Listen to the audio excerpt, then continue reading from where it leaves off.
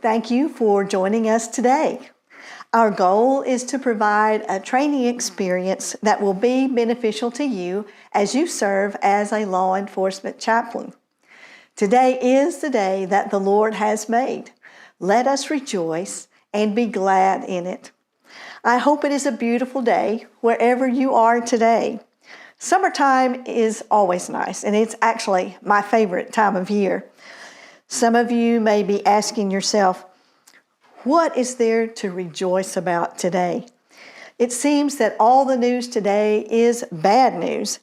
I know I have tapered off my watching television news reports drastically. So you may be asking yourself, what does God expect of us at this time? All that's going on, what does God expect of us? Life is so confusing right now. So I thought about this verse to guide us today, to answer that question. And it's Micah 6:8. He has shown you, O mortal, what is good. And what does the Lord require of you? To act justly, and to love mercy, and to walk humbly with your God. Now think about those words for a moment. Those are very specific instructions for us. What does God expect of us? To act justly, to love mercy, and to walk humbly with our God. I heard this story that I thought I would share with you today. See, years ago in a town called Catlettsburg, Kentucky, there lived some town drunks. And these men were pretty classic characters.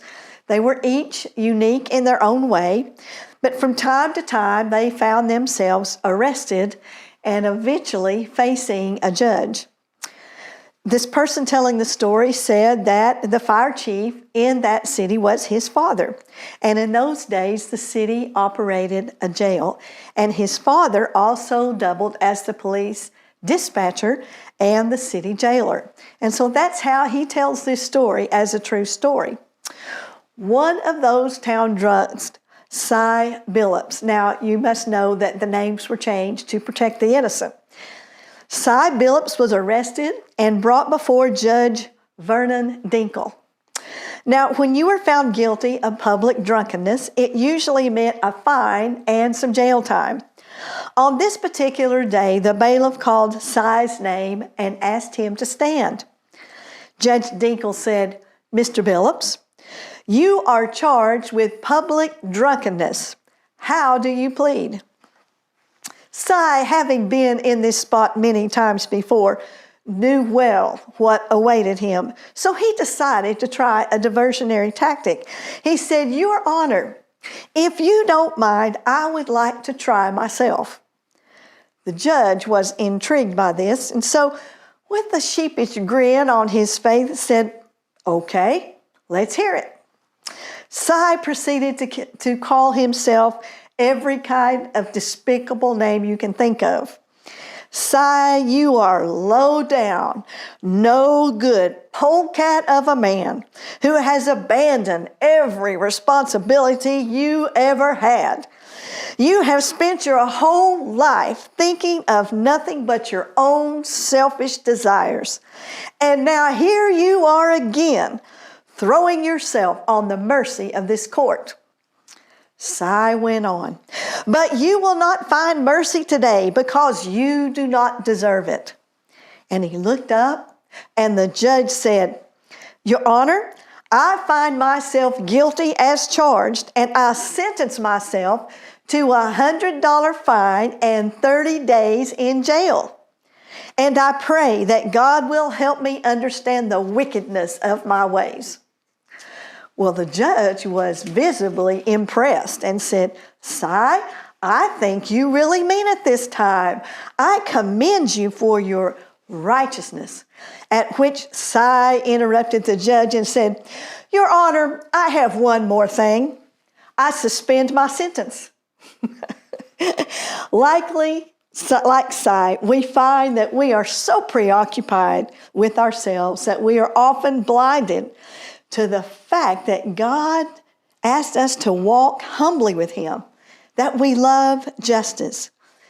His justice, not our justice, and that we love kindness.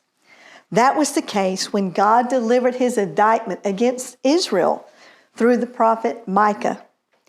We may ask ourselves what God expects of us, but the answer is clear in this passage.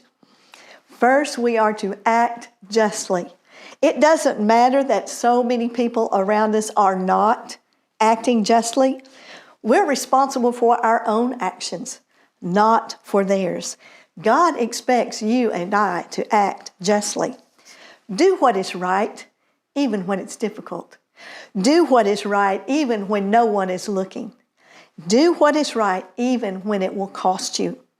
God wants you to act with fairness and justice. He wants us to be impartial and to treat every person fairly.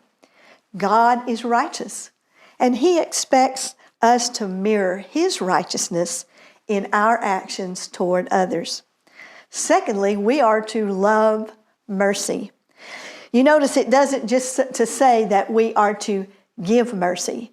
It says we're to love mercy. That means that it's something that we should take pleasure in doing. We're to do it cheerfully. God's mercy shows us God's great compassion for his people. Are we deserving of his mercy? He gives it anyway. And that's what he expects us to do.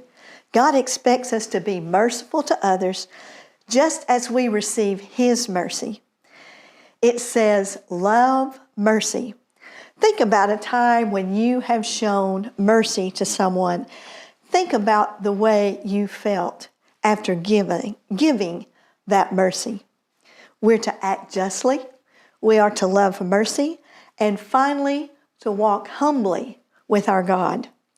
Walking humbly with God means doing things God has commanded us to do. It means our lives should be pleasing to God. All that we do must be in keeping with God and obedient to his ways, following the 10 Commandments, loving our neighbor, helping others. Those are God's ways. And when we're doing those things, we can walk comfortably with God as we are in accord with him. We humble ourselves to God and to his ways. We focus on him and not ourselves and not our own wants and desires. Can you picture what our world would look like if everyone followed these 3 things? To act justly, to love mercy, and to walk humbly with our God. How different our world would be. People caring more about justice for others. People loving mercy for others. And people walking humbly with God, putting others before themselves. How would that affect our world today? As we go about serving as chaplains, let's remember these words and put them into action for those around us.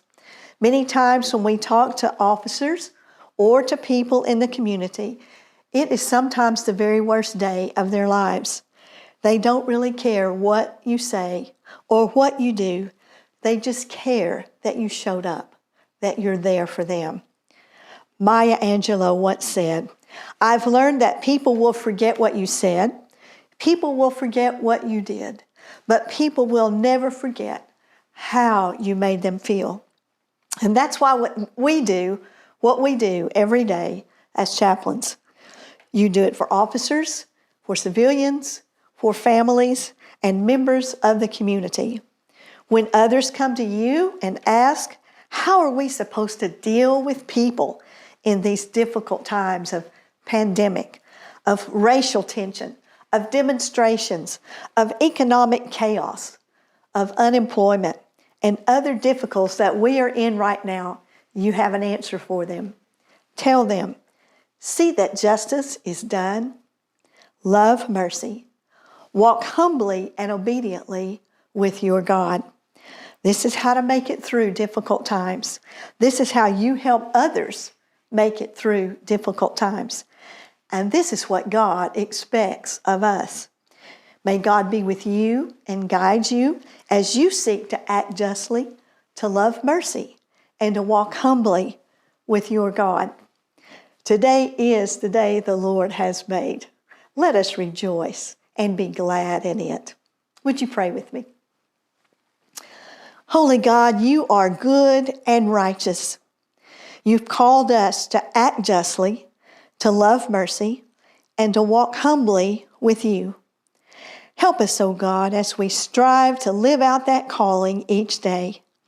Thank you for the opportunity to serve you as chaplains.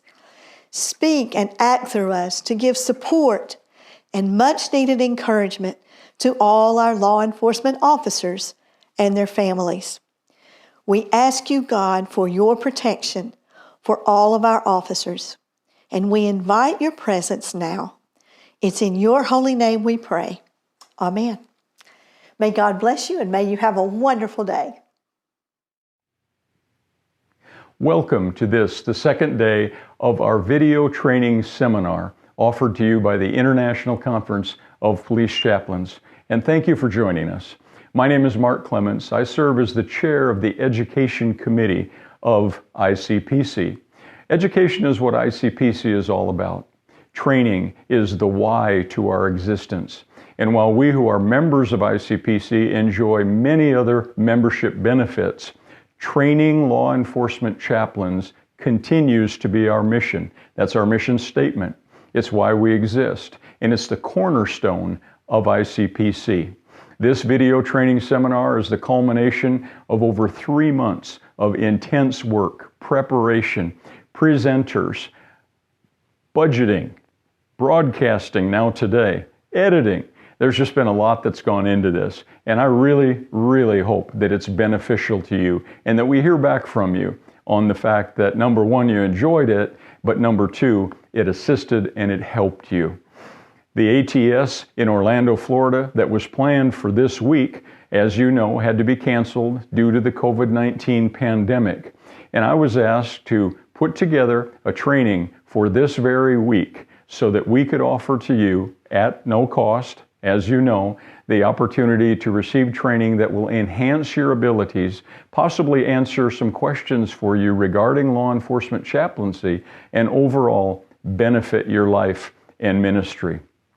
The ICPC Education Committee is responsible for approving all training offered by ICPC, including that at our ATSs, like next year's ATS in Scottsdale, Arizona.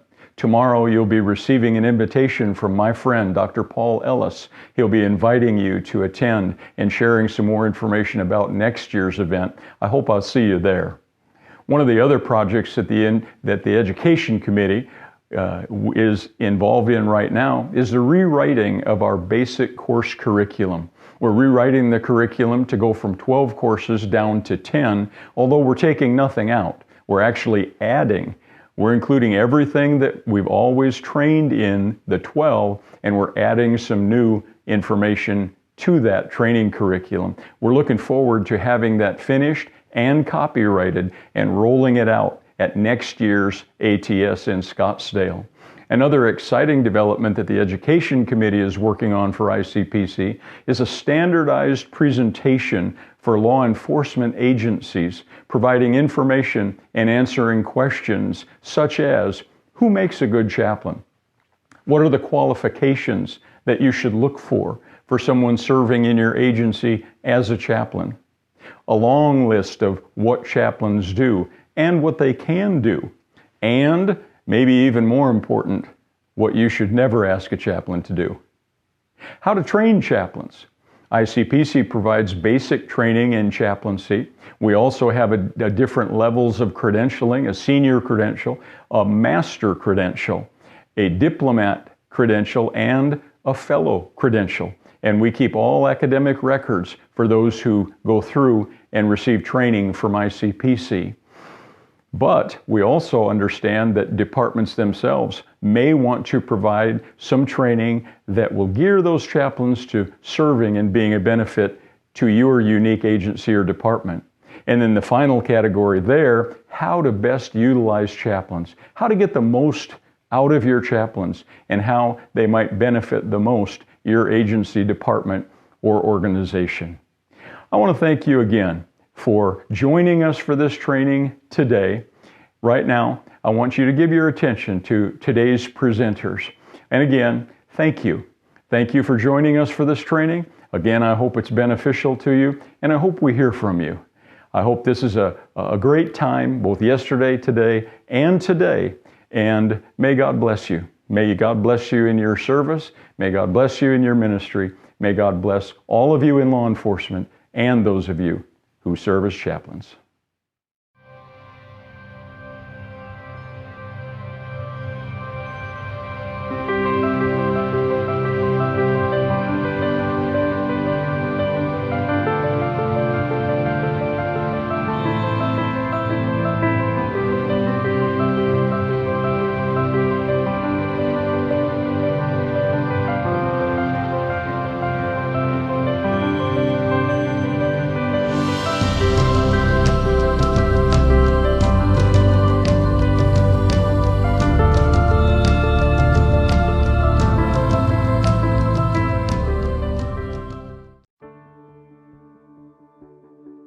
Veteran Chaplain Pam Neal currently serves as president of the International Conference of Police Chaplains, as chaplain coordinator for the Knoxville, Tennessee Police Department, and as minister of administration at First Baptist Church of Knoxville. She holds a fellow credential with the International Conference of Police Chaplains, is an ICPC certified instructor, and has received ICPC's John A. Price Award for Excellency in Law Enforcement Chaplaincy. She has served 22 years as a chaplain with the Knoxville Police Department and the last 13 years as their chaplain coordinator. Chaplain Neal has been married for 50 years to her husband Ron.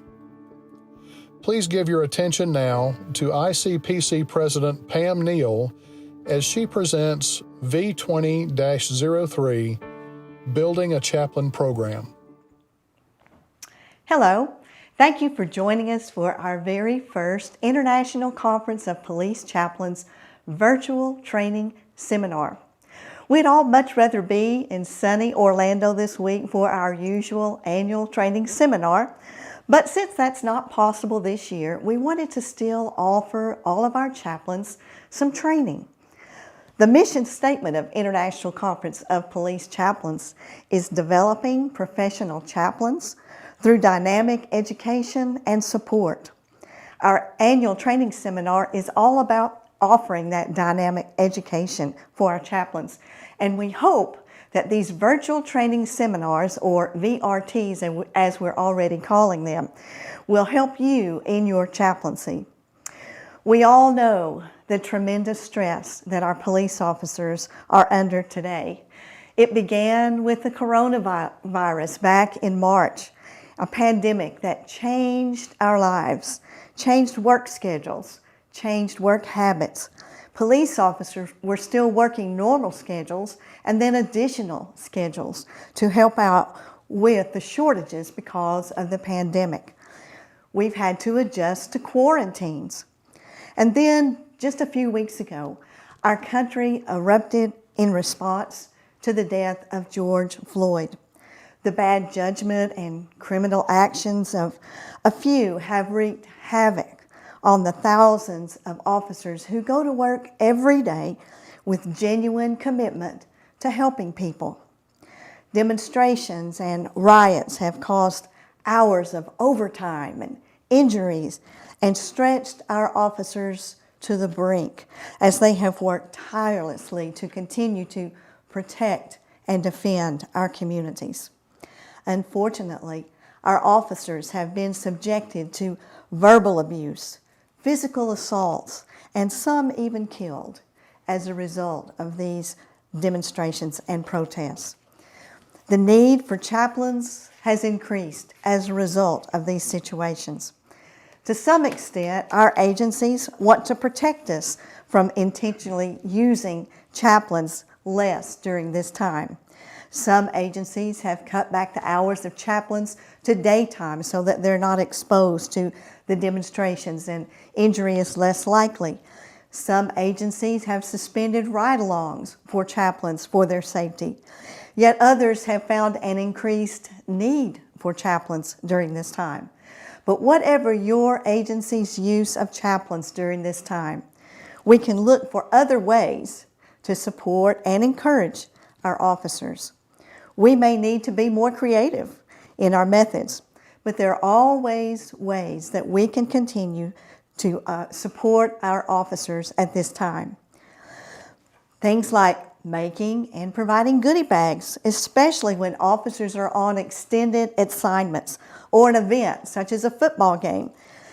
They don't have access to snacks or water during these extended periods of time, so a goodie bag of fruit, an energy bar, and maybe a bottle of water is greatly appreciated. Family members may want to help with this endeavor. Maybe some churches would like to help in doing this. Churches can come alongside us as chaplains and help us in finding new ways to support our officers. Meeting at roll calls gives such encouragement to our officers. It has meant so much to them for us to come, and the command staff has thanked our chaplains for being there, just showing up at roll calls. Visits to the agencies just to do a walkthrough, a smile for employees, and a few encouraging words go a long way towards agency personnel. Engaging with officers on social media is another way we can leave encouraging messages for them.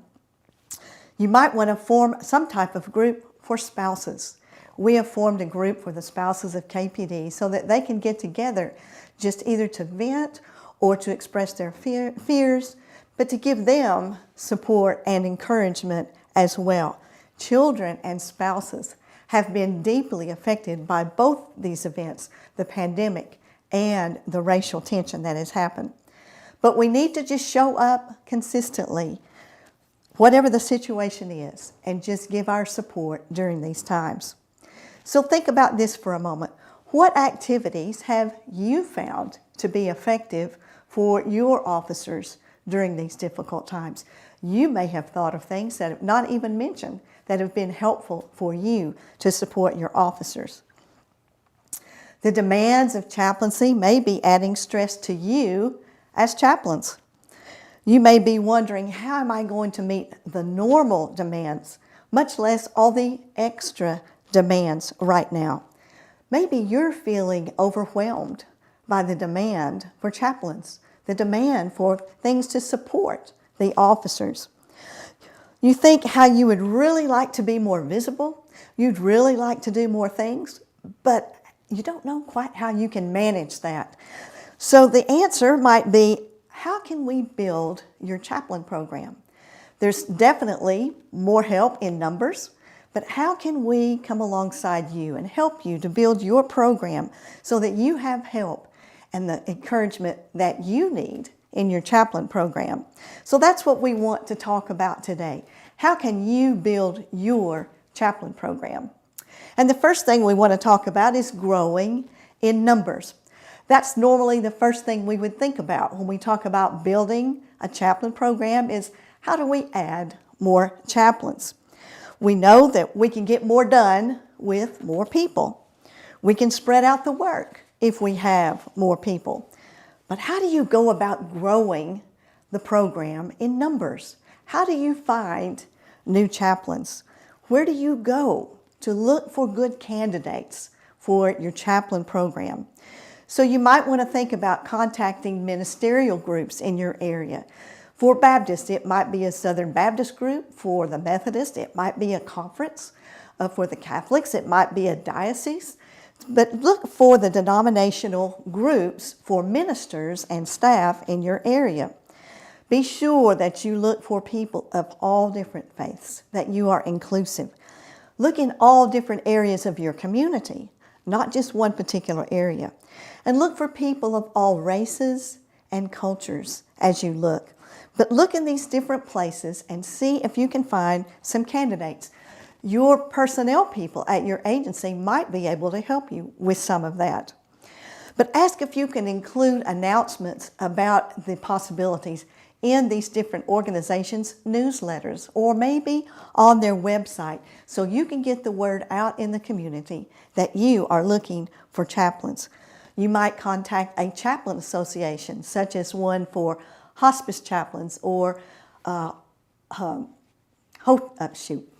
There you go. First one. You're doing great. Well, we made it to page 4. Is it okay so far? Almost as good as Dolly. Oh, I couldn't get the word out. I was looking at it and couldn't get it out. You're doing great. So how far back should I go? Say- just where you messed up. Just go Okay. right before that. Okay. Okay. You ready? Yeah, and you're at 8 minutes right now, so that's where we're at. Okay. Yeah. So 8. Okay, I think we're good. I think we're good. All right. You might want to contact a chaplain association in your area, maybe a hospital chaplain association or hospice or military chaplains. Those chaplains have already had some training, and that could be a good fit for your program. Contact civic organizations to maybe find some candidates. You might want to set up a booth at a community event where you can meet people and give out information about your program. Many times a booth and one of these events do not charge a fee for a nonprofit group. Utilize social media with a chaplain page and post events of your chaplain program. You may be able to have a page on your agency website about your chaplain program, but promote the training that you're going to provide as an advantage for them to come and be a part of your program. A Citizens Police Academy is another great place to find candidates for chaplaincy. You can address the participants about the chaplain program, and there may be people in that Citizens Police Academy who would make good candidates. I've actually gotten 2 chaplains from Citizens Police Academies. So what other places in your community can you go to recruit chaplains? Well, you want to put together some type of document showing what your requirements are. A brochure would be good, or an information sheet, something that you can give to people letting them know what your requirements are. Think about that, and first of all, what do you want to require of your candidates? We like to say a candidate has 5 years of ministry experience for ICPC. What about their willingness to support law enforcement? A willingness to receive the training that you're going to offer? A willingness to ride along with police officers? Willingness to spend time with other agency personnel? Willingness to respond to a crisis situation in the community, such as death scenes. So those are things you might want to consider as your requirements and have a document that you can share with people. Be upfront with your expectations. You don't want someone to come into your program and then find out that they're going to have to do things that they're not comfortable with. So let people know upfront what your expectations are. Chaplains in our particular corps are advised at the very beginning at an interview. These are the things that are going to be required of you. That you're going to have to complete a 50-hour training academy with us. You're going to be required to attend a monthly meeting and training. You're going to be required to do at least one ride-along a month with an officer. And you're going to be required to complete at least one 24-hour duty day every month, in which you will respond to calls for service by police officers. See, law enforcement chaplaincy is a calling. Not everyone can do it, and not every minister can be a chaplain. Look for people who have that desire to support police officers. A person who does not have that desire will not be successful as a chaplain. Sometimes people pursue chaplaincy for the wrong reasons. Someone might think that they want to be a chaplain so they can add that to their resume. It could be that someone has said, I want to be a police chaplain so I can keep an eye on officers and make sure they're doing things the right way. And then there are sometimes what we call wannabe cops who want the badge and want to be involved. They really like to be an officer, but they can't for some reason, and so they think, I'll be a chaplain, and then I can do a lot of those things. None of those are good reasons to be a chaplain. Numbers are essential, but you really can do more with less numbers than to have someone in your program that is there for the wrong reasons. There are only two valid reasons for being a police chaplain. And the first one is that you want to support and encourage police officers, civilian personnel, and their families. That's first and foremost. And then the second purpose is that we're going to provide support and assistance to the community in crisis, such as death scenes and doing death notifications and those kinds of things. Always measure everything you do in your chaplain program by these two purposes. If what you're doing doesn't fit into those purposes, you need to think about whether or not that's what you need to be doing. Support and encourage law enforcement officers, and support and assist the community in crisis. Another reason that sometimes people will want to become police chaplains or the resume and to watch officers, but it's for the wrong reason. And the chaplain program will not grow. You cannot grow a chaplain program with folks that are doing it for the wrong reasons. And you might already know that officers are very perceptive. They pick up on those things. They know who's sincere, who really wants to be a help and a support to them. They will pick up on that. So someone that is there for the wrong reason can actually weaken your program instead of allowing you to grow your program. Always conduct interviews with people who want to be chaplains. Have a set questions that you ask every candidate as they come, but take some time and sit down with those candidates and ask them the questions. One of the main things you want to ask them is, why do you want to be a police chaplain? And that question will reveal a lot of those things that let you know that they're in it for the wrong reasons. You can save yourself a lot of trouble and heartache by doing that up front and conducting those interviews. Now, I know it's easier to recruit chaplains and give them a badge and give them an ID and put them on the street because it's quick and they're not properly trained. But you run the risk of alienating your officers to the chaplains by allowing someone to fill that role of chaplain who is not adequately trained. It can influence the officers against the entire chaplain program in the future. The additional time that you take to conduct interviews will pay off in giving you information you need to be sure the candidate is a good fit for your program.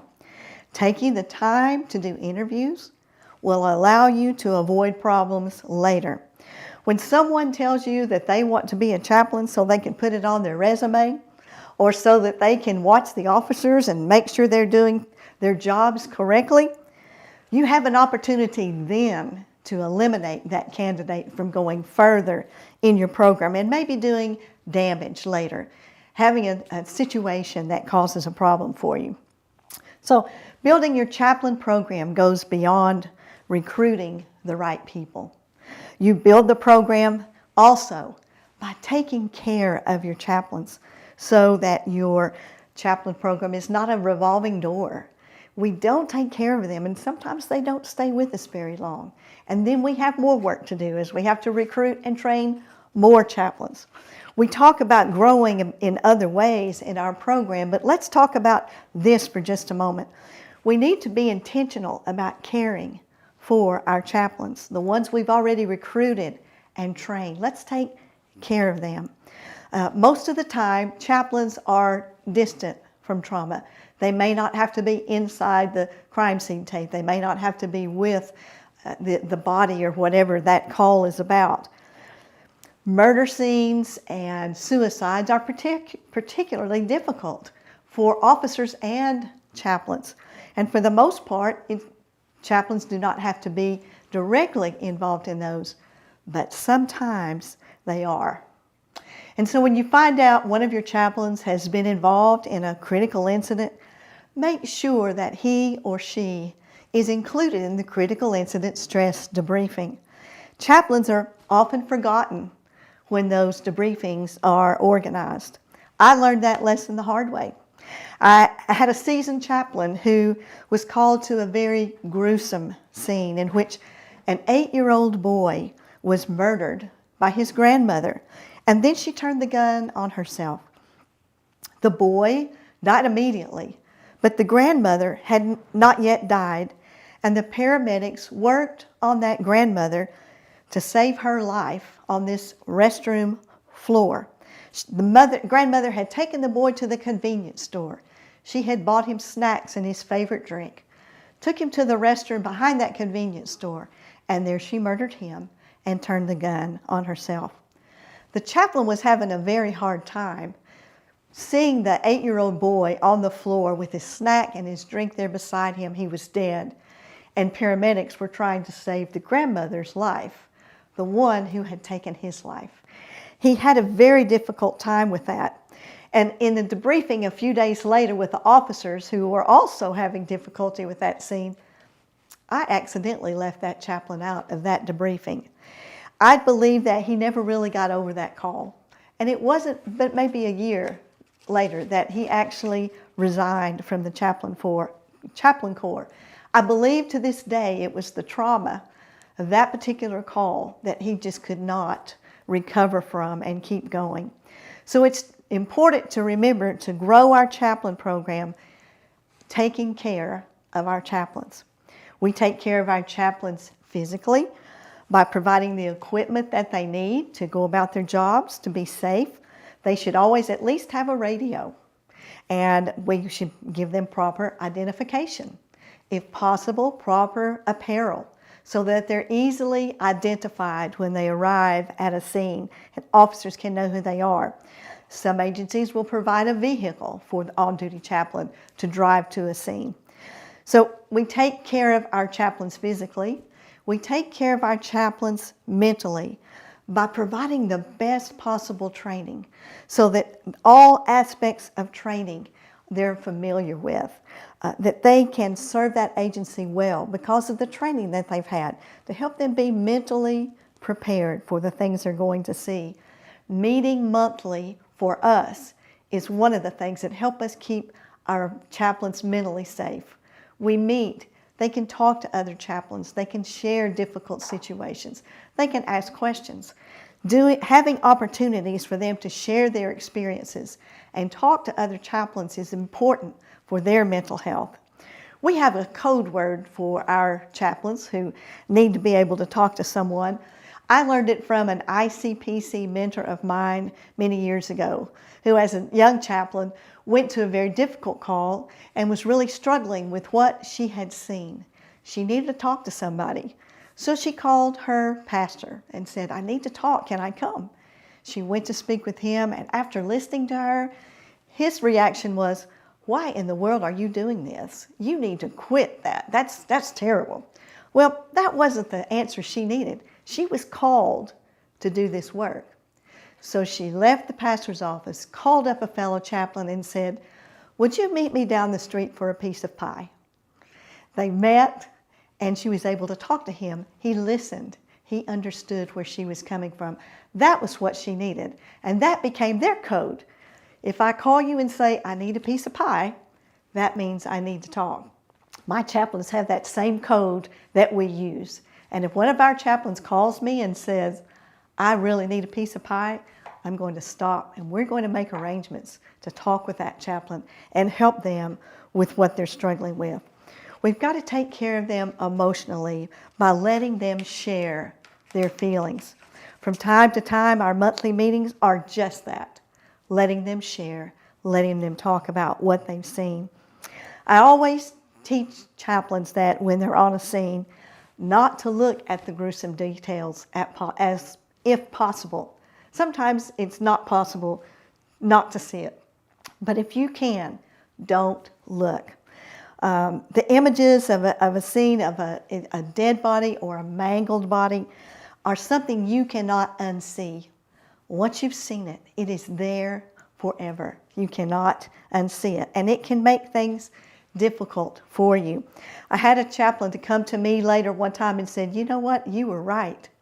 I should not have gone and looked at that person who had died as a result of setting himself on fire." And so he could not forget what he had seen. And to this day, I think that still haunts him. A chaplain may be curious. We may think, "Oh, I want to see. But they usually regret it if they do. So chaplains should be encouraged, not to look at those things if you have the opportunity not to. To build your chaplain program, you've got to be diligent to take care of the physical and the mental, the emotional, and the spiritual needs of your chaplain. Take care of them, and they'll be able to serve you for years to come. A way to build your program by taking care of them so that they'll stay. Growing your chaplain program in numbers is about finding the right candidates. It's about giving them adequate training, and it's about taking care of them in the days ahead.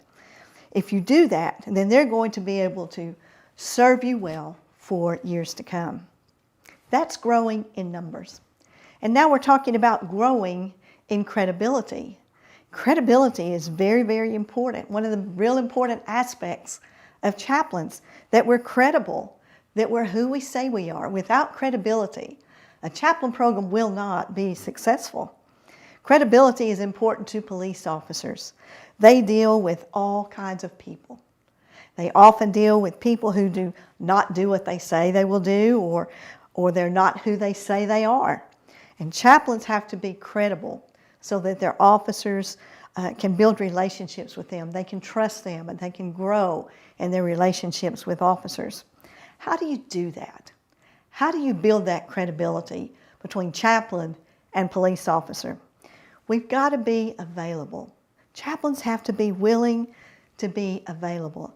If you're the duty chaplain and you're called out and you decide it's either too cold or the wrong time, that you're just not going to come, that's going to affect your credibility, not only with that officer, but other officers that are on that scene with that officer. If you tell the officer you're going to do something, you need to do it. You tell an officer, hey, I'm going to ride with you, and you don't ride with that officer, you've hurt your credibility with that officer. You don't pick and choose which calls you're going to respond to. You don't be selective about the officers you work with. Someone one time saying, well, I just want to be the chaplain to this unit. That won't work. You have to be a chaplain to everyone. You cannot be selective.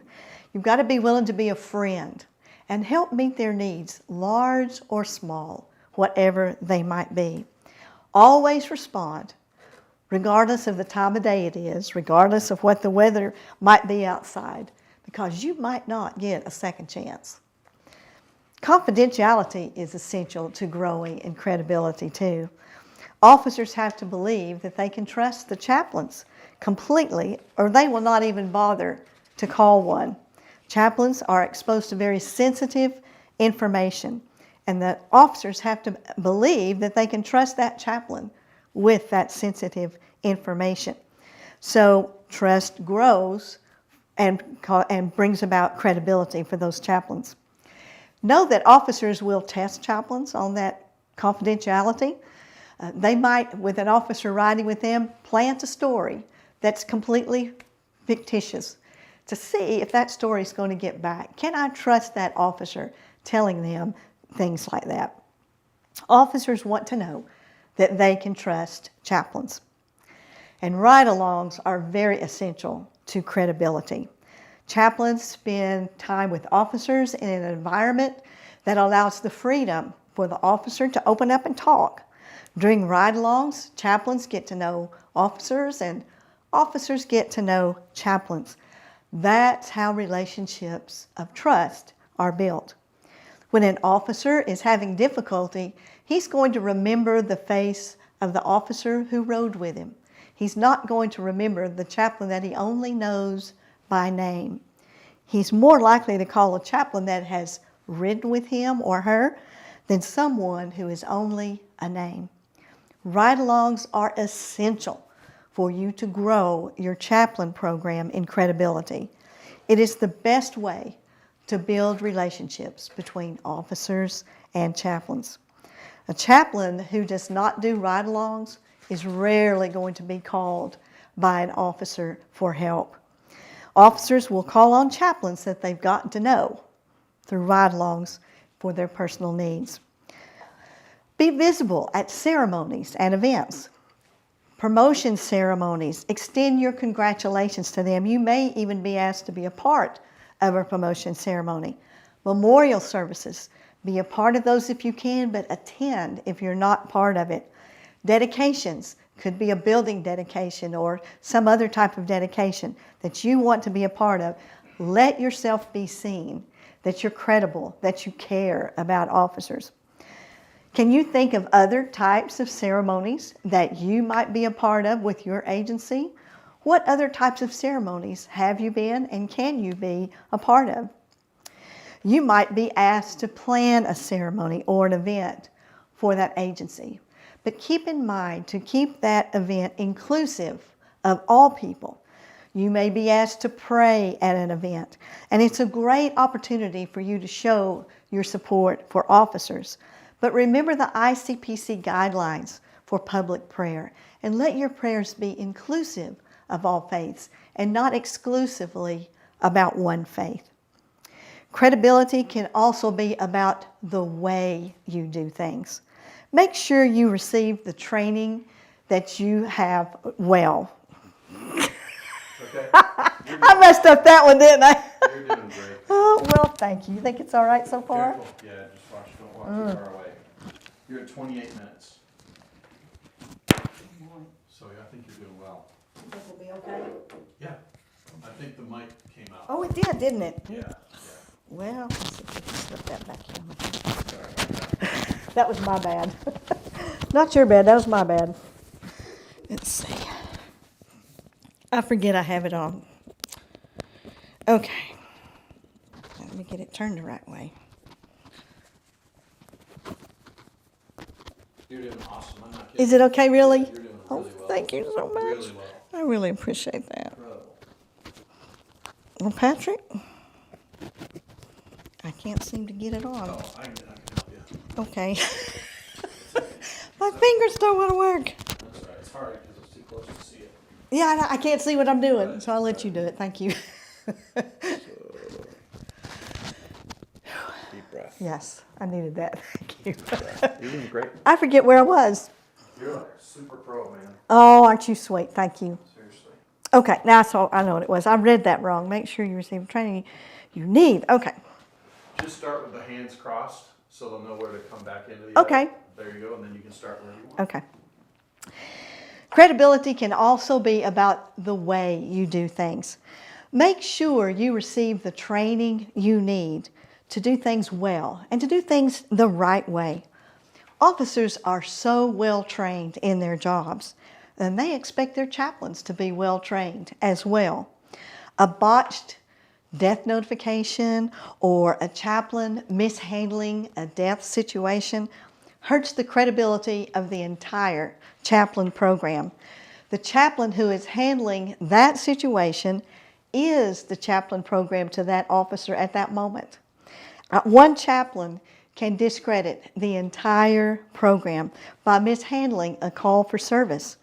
The officers hold the chaplain to a high standard, and chaplains must respond. You don't want what happened to me one time when a chaplain mishandled a situation very badly, and the sergeant calls me and says, "You better come quick because I'm going to kill him." You don't want that to happen. Make sure your chaplains are well trained and know how to handle the different kinds of situation.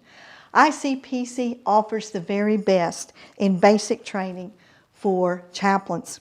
Every aspect of chaplaincy that a person might encounter is covered in the basic ICPC courses.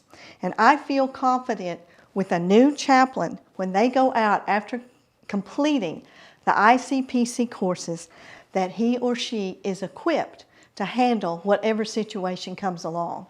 Now, does that mean that they're not ever going to make mistakes because of that training?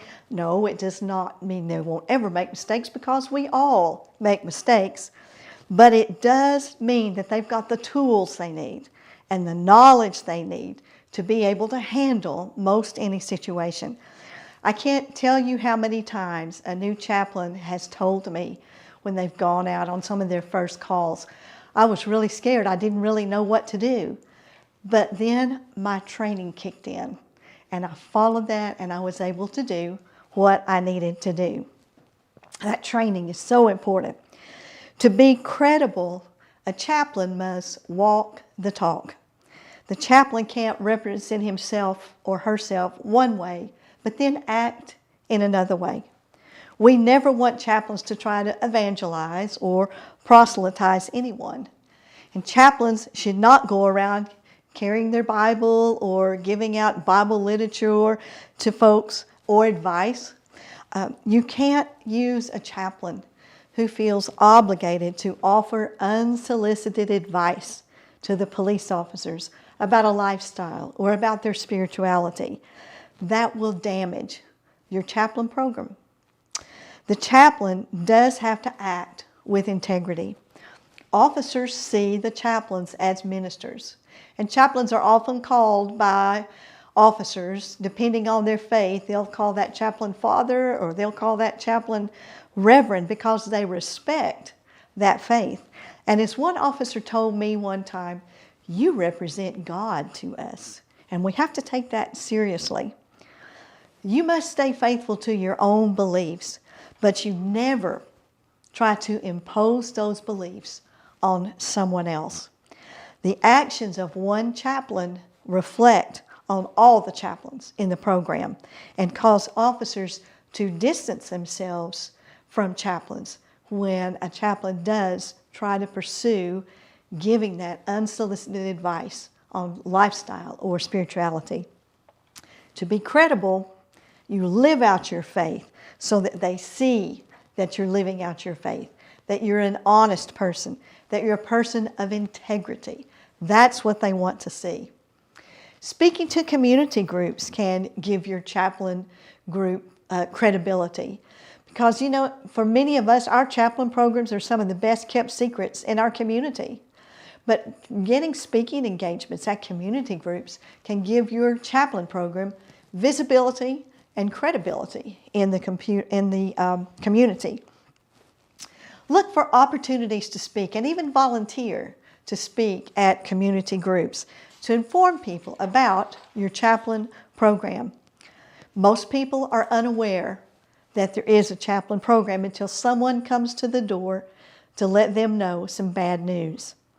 Community groups can give you visibility in the community and can even help you identify recruits for your program.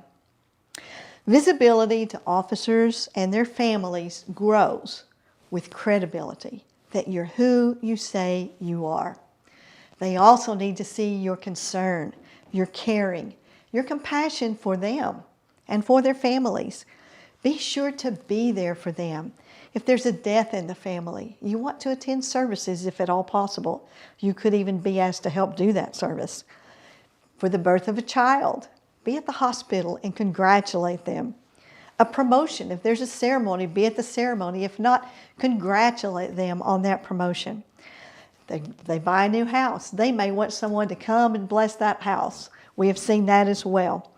Awards, if someone's getting some kind of award, then you want to be there to congratulate them. You see, it's not just about the difficult times, the bad times, it's also about the good times.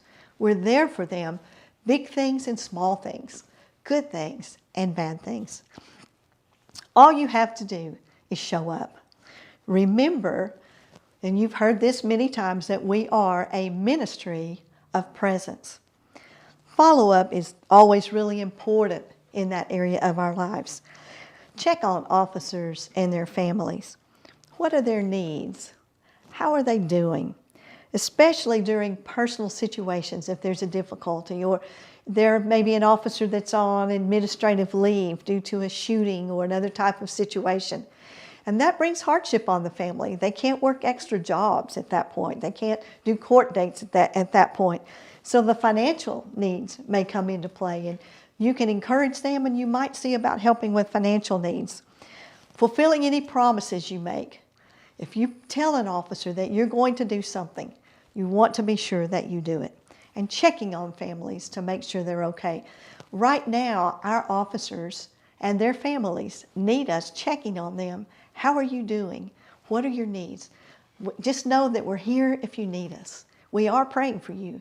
Tell us how we can support you during this difficult time. Follow-up is important. So next we talk about growing in influence. Growing in influence doesn't mean that we're going to influence the department policy or the way that they do their jobs. What we mean by influence is the way the chaplains are seen in the agency, our influence in the agency. See, your influence as a chaplain is a positive component for the good of that agency. How do you grow in influence? The agency needs to see you as someone that is there for everyone, that you're there for all ranks. You're not just there for the command staff you're there for the rank and file officers as well. You're there for people of all faiths, for all lifestyles, for all races and cultures. They can't see a difference in the way you are with one group over another group. We have to treat all of those folks with love and respect. Chaplains can't be judgmental about faith or lifestyle or race or culture that does not match their own. Chaplains have to treat everyone with dignity and respect. We must show a genuine interest and concern for all our officers completely in a way that they don't even know what our beliefs are. When a chaplain is working with an officer or with a community, and those people leave not even knowing what that chaplain's faith is, they've done their job well. It's not about their faith. Their faith is who they are. But we have to remember, we go back, what are our purposes as chaplains? One is we're going to support and encourage all our officers, our civilian personnel, and their families. And two, we're going to support and assist the community in crisis. That is our purpose. Our purpose is not that we are to influence people according to our faith or our beliefs. Nowhere in those purposes does it talk about the need for us to share with them what our beliefs are or to persuade them to our beliefs. You have a greater influence when you serve the agency in keeping those purposes. I think there's one thing that I would emphasize over everything today is those purposes. If you keep those purposes in the forefront of building your program, you will build it well. You have greater influence when you keep those purposes. Measure every aspect of your program according to those purposes. You're successful if you are doing everything according to those purposes. Being available for those special moments and crises in officers' lives builds your influence. Be responsive when they need you for special events, agency functions, weddings of officers or family members, births of their children. There's an illness or a hospitalization of an officer. Critical incidents. No one wants critical incidents to occur, but they do. They're often life-changing and life-altering moments for police officers. If your agency has a peer support team or a critical incident debriefing team, see about being part of it as a chaplain. It does require special training and practice, but it is amazing the benefit of having critical incident stress debriefings. And the officers will never forget that you were there and part of that debriefing in one of the worst times for them to get through. If you can't be a part of peer support or critical incident teams, you can still be there for the officers. Be there at the agency when things happen. When a critical incident occurs, you're there. You might bring coffee or food. You might bring water if they need water. Just being there tells them that you care, and it increases your influence on those officers. An important thing to remember about critical incidents, and I mentioned this briefly before, is don't forget about chaplains. Don't think that you as a chaplain are immune to the effects of critical incident stress and be willing to be a part of a debriefing. Think about people you know who have served a long time as chaplains or even those who served a long time as ministers. As the years go by and people see their commitment and see their faithfulness at work, their influence grows. Years of faithful service of caring for officers, caring for families, caring for civilians do not go unnoticed. Longevity shows your level of commitment to serving the men and women of your agency. It takes patience and understanding. Things that you see sometimes will not make sense. Keep on doing what you know to be right. Your staying with it will grow your influence in the agency. More than anything else, show honor and respect for the badge, especially in the times that we're in right now. Respect for the badge is needed more than ever, and it means more to them than ever. Remember that they have earned that respect. They have worked sacrificially to defend and to protect our communities. They risk their lives every single day. Their families truly do not know sometimes if they will be coming home at the end of their shift.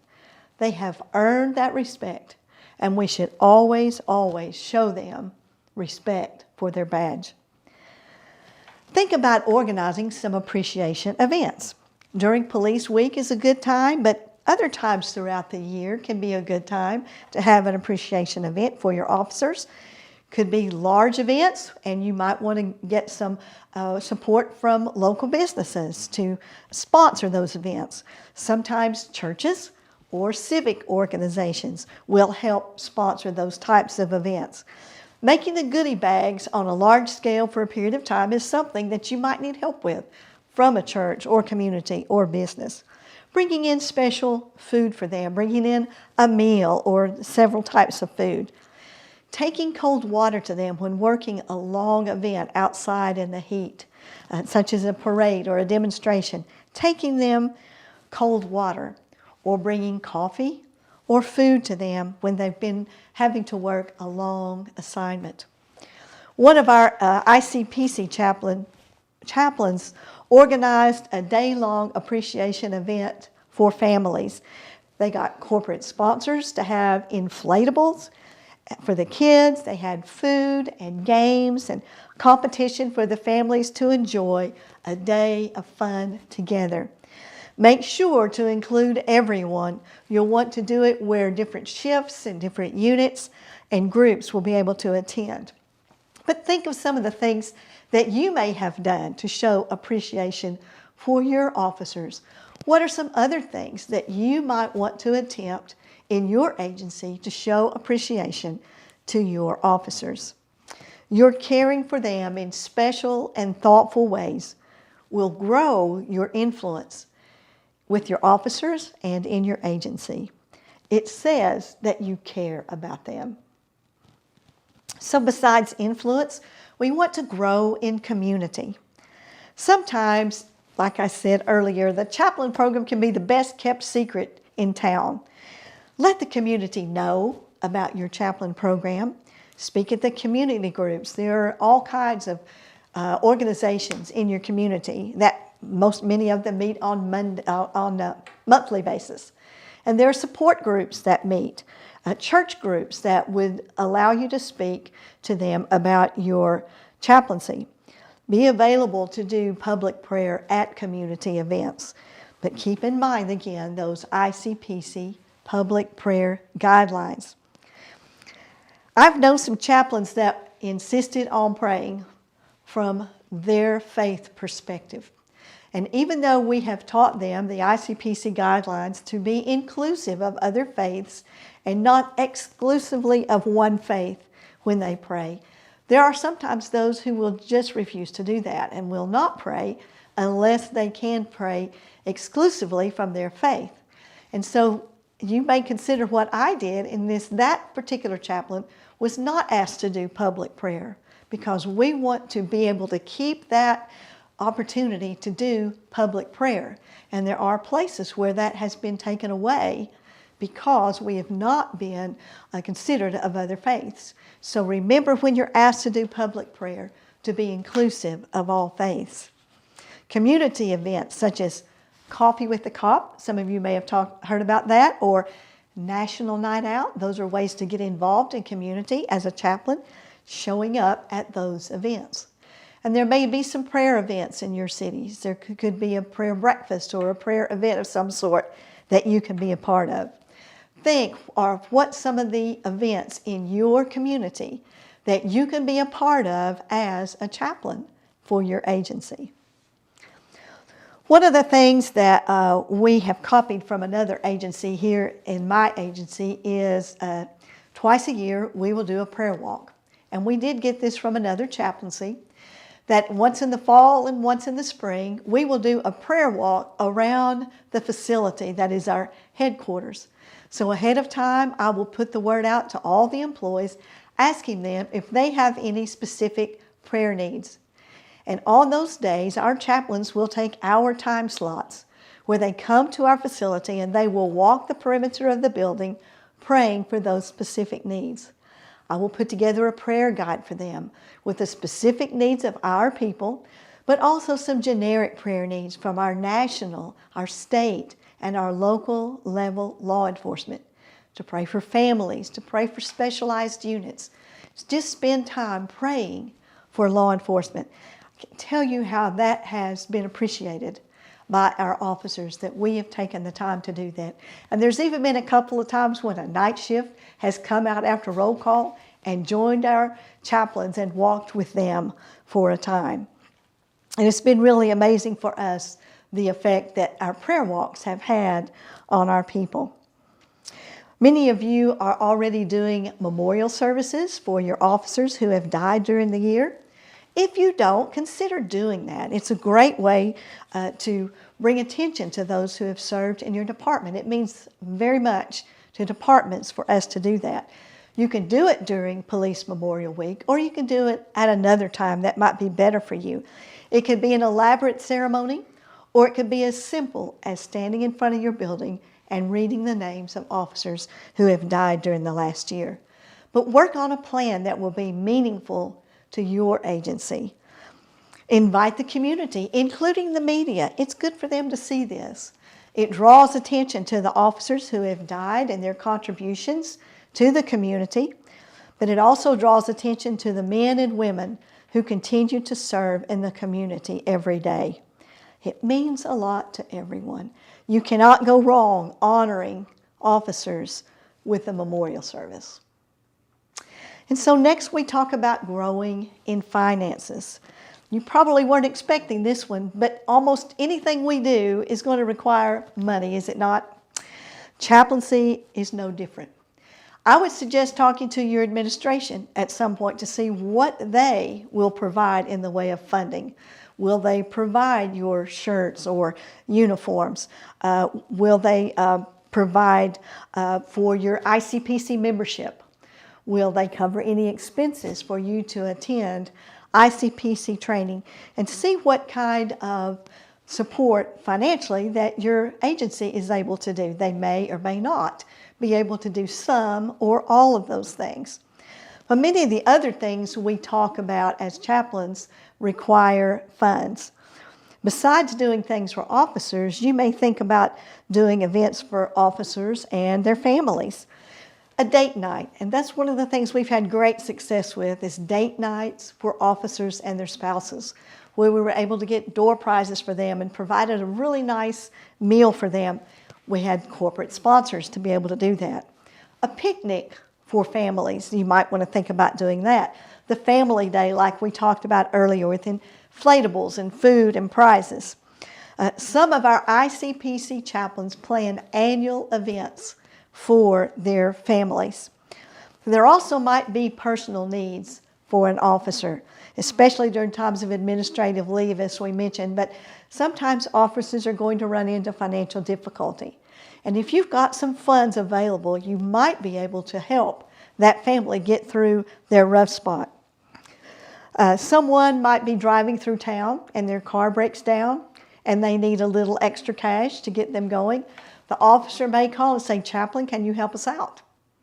Or it could be that there's a legitimate need for immediate housing that's not covered by a shelter, particularly in a domestic violence situation. There might be someone who's hungry and maybe the shelters are closed for the night and the officer can't get that person food. They may call the chaplain and say, "Chaplain, can you help us out?" So it's good if we've got some funds available so that we can do that for our officers. We would let that officer verify for us that it was a legitimate need, and we would do everything that we could to help. Churches might be able to help out with their benevolent ministries. A lot of churches have funds set aside just for benevolent needs. Shelters, hopefully you have shelters in your community that can help with those things. Or there are other organizations that help out with benevolent needs. But if you set up a chaplain fund, you can use those funds to help with those kinds of needs. It is possible to set up a 501c3 organization with the IRS, which means that donations made to your chaplain fund would be tax deductible for the person making that donation. So I would advise that if you can. It's a lengthy process to get the 501c3 status, but it's worthwhile because when you ask people to donate, one of the first questions they're going to ask is if you are a 501c3 organization. Some other sources for donations, and these folks would have that benefit of the tax deductible gift, would be your own chaplains. Your chaplains could contribute to this fund so that there are funds to help in the work that they're doing. It could be their churches want to help by contributing to your chaplain fund. There are businesses who would like to contribute to a chaplain fund. And maybe some of the agency employees will want to contribute to your chaplain fund. Can you think for a moment about what some possible resources might be for your agency? What are some of the ways you might be able to get donations for your chaplain fund? Many businesses are willing to donate money or goods for your chaplain program or for events. But be sure to tell them that it is for your chaplain program and not for the agency, because most agencies are not allowed to accept donations like that. So be sure you're asking in the name of your chaplain program. You may qualify for certain grants. Grants take a lot of work to actually make application, but it can pay off in donations. Research what grants might be available to your chaplain program. You can do fundraisers, and there are all types of fundraisers you can do for your chaplain program. Golf tournaments have been particularly helpful to us to raise funds. You can get business sponsors for that. You can invite local personalities, media personalities to be a part of it. You can have an auction of donated goods and prizes. You can make products like cookbooks or calendars that you can sell and raise funds. And don't discount Giving Tuesday on Facebook. I've used that several times, and it has worked well that people will give toward our chaplain program on Giving Tuesday on Facebook. But be sure in all your fundraising to secure approval of your agency ahead of time. You want them to be okay with what you're doing for fundraising. So what are some of the ways that you may be raising funds for your agency? Have you thought about raising funds? And what ways are you thinking that you might raise funds for your chaplaincy? Getting chaplains to buy into fundraising is sometimes half the battle, because fundraising is not a favorite activity of most people, and especially people in the church. But it can work well to get involved in fundraising. Some churches can make your chaplain program part of their missions or ministry budget. You might have to make an application and go for an interview, but you might be able to receive monthly or quarterly or annual gifts from a church as part of their missions or ministry program. So have your chaplains check their churches and see if funds might be available that way. Chaplains, I believe, should be expected to support their chaplain program. They will support their churches and civic groups and other groups. I believe chaplains should support their chaplain program as well. You might even set up for them to have the ability to make monthly donations to your chaplain program. But raising funds is important. So next we're talking about growing in training. What do you think the two most common responses of resistance to chaplain training are? One of them is, well, I've been trained as a minister. I don't need any additional training to be a chaplain. And another one would be, well, I've gotten my basic courses for chaplaincy. I don't need anything else. Both of those are not the kind of responses you want to hear from your chaplains. If you've been a chaplain very long, you recognize that church ministry is very different from chaplaincy.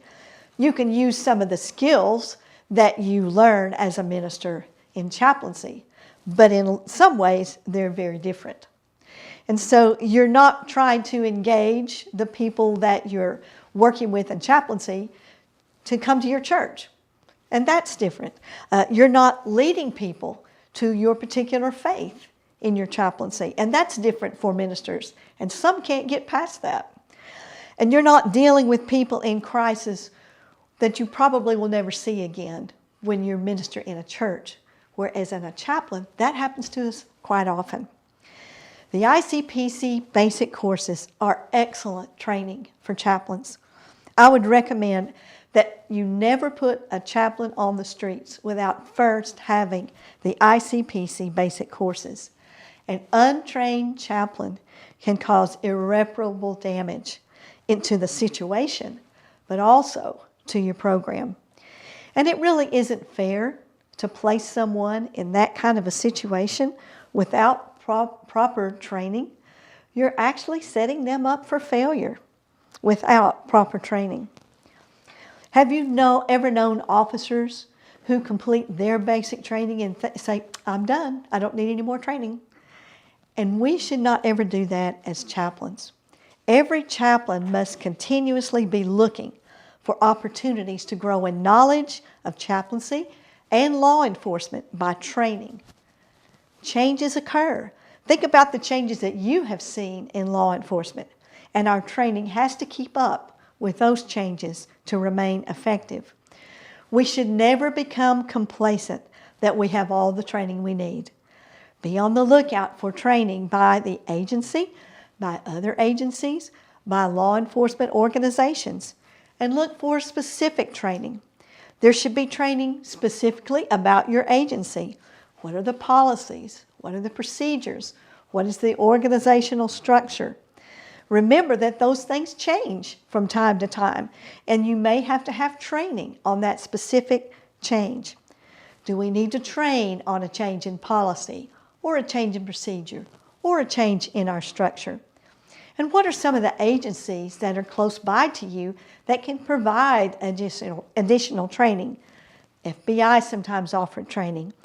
ICISF, which stands for the International Critical Incident Stress Foundation, offers excellent training. ICPC offers excellent training. Some of our state agencies offer training. ICPC offers a large training seminar every July with all the basic courses being taught in 1 week.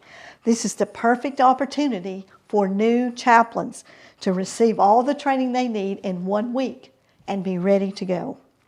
At the ATS, there are at least 40 or more enrichment classes for those chaplains who've completed basic training and are ready for additional relevant training. And then there's also 2 or 3 advanced classes for those with over 5 years of chaplain experience. Each ICPC region also holds a regional training, and we call it Regional Training Seminar, or RTS. The RTSs usually offer at least 6, sometimes all, of the basic courses and enrichment courses. They may have advanced courses in that region, depending on the region. But you can find all that information on the ICPC website, icpc4cops.org.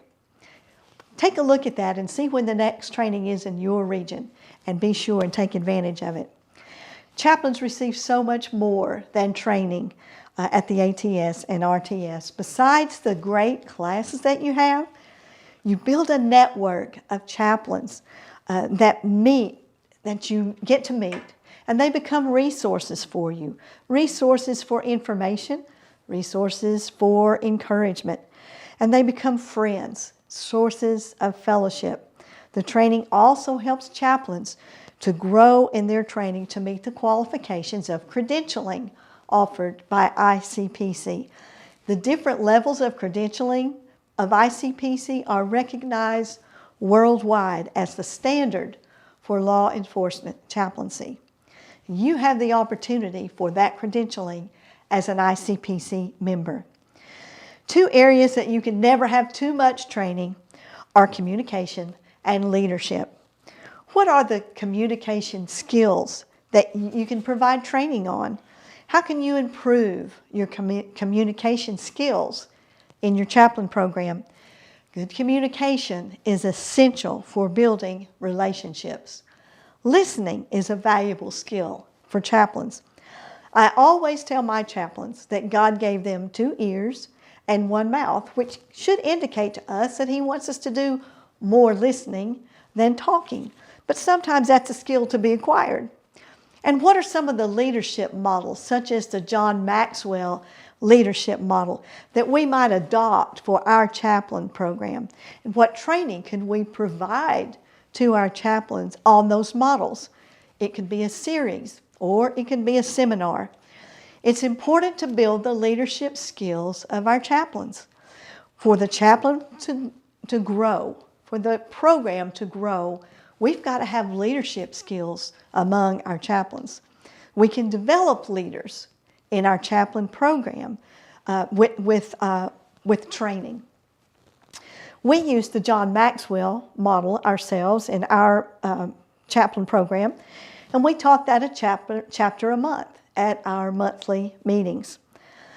Another is a process to determine a leader versus a manager.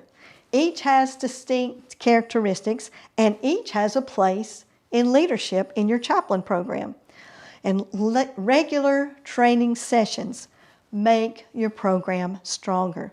Set a regular time for meeting and training. Survey the group. What are their training needs? What would they like to have to increase their knowledge? Provide training in response to recent incidents or events. But identify the chaplains and the officers and develop training at regular meetings with the chaplains. You grow your chaplain program in their ability to serve with training. I encourage you to provide ongoing training for all chaplains to grow your chaplain program in knowledge and in expertise. Our chaplain program has monthly meetings that also have training. The training and meeting is required for all of our chaplains to attend. It keeps them current on relevant issues for chaplains. Sometimes that training could be by one of our officers on something new or something revised in a particular area of law enforcement. Chaplains need to know about those changes in law enforcement to help them on their ride-alongs. To build your chaplain program, ongoing training is essential. It's essential to keep chaplains current on changes in law enforcement and in chaplaincy. It's essential to ensure procedures are followed correctly. It's essential for the well-being, for the chaplains to have the confidence that they are equipped to handle any situation. It's essential to provide the best chaplaincy program for our officers and for our community by training. We want our chaplains to be the very best that they can be, to know what they're doing, and to be equipped to make good judgments in any situation they face. Growing in effectiveness. Much of this we have already alluded to in our previous sections. But as with most anything else, you have to put effort into it for it to be effective. Chaplaincy is no different. One of the most important things to remember about chaplaincy is the ministry of presence. Many times there's really nothing that you can say. Many times there are no words to fit, and they will not be heard no matter what they are.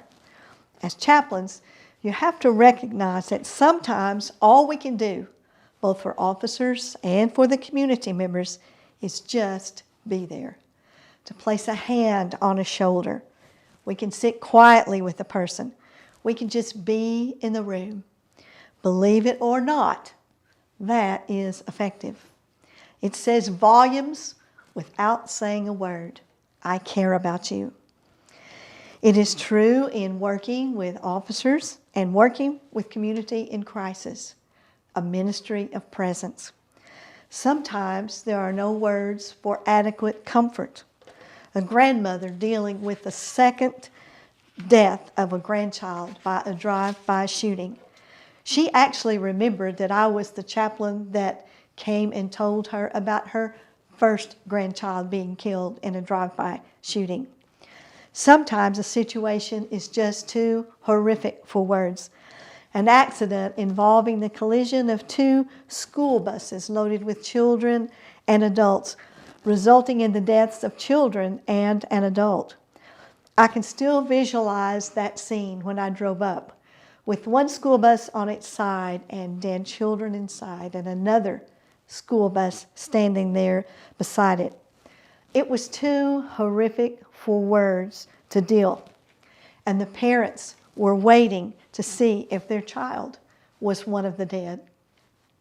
Sometimes the loss is too great for words. The death of a child will always bring tremendous loss to all involved. There is no comfort for a mother who has lost her child.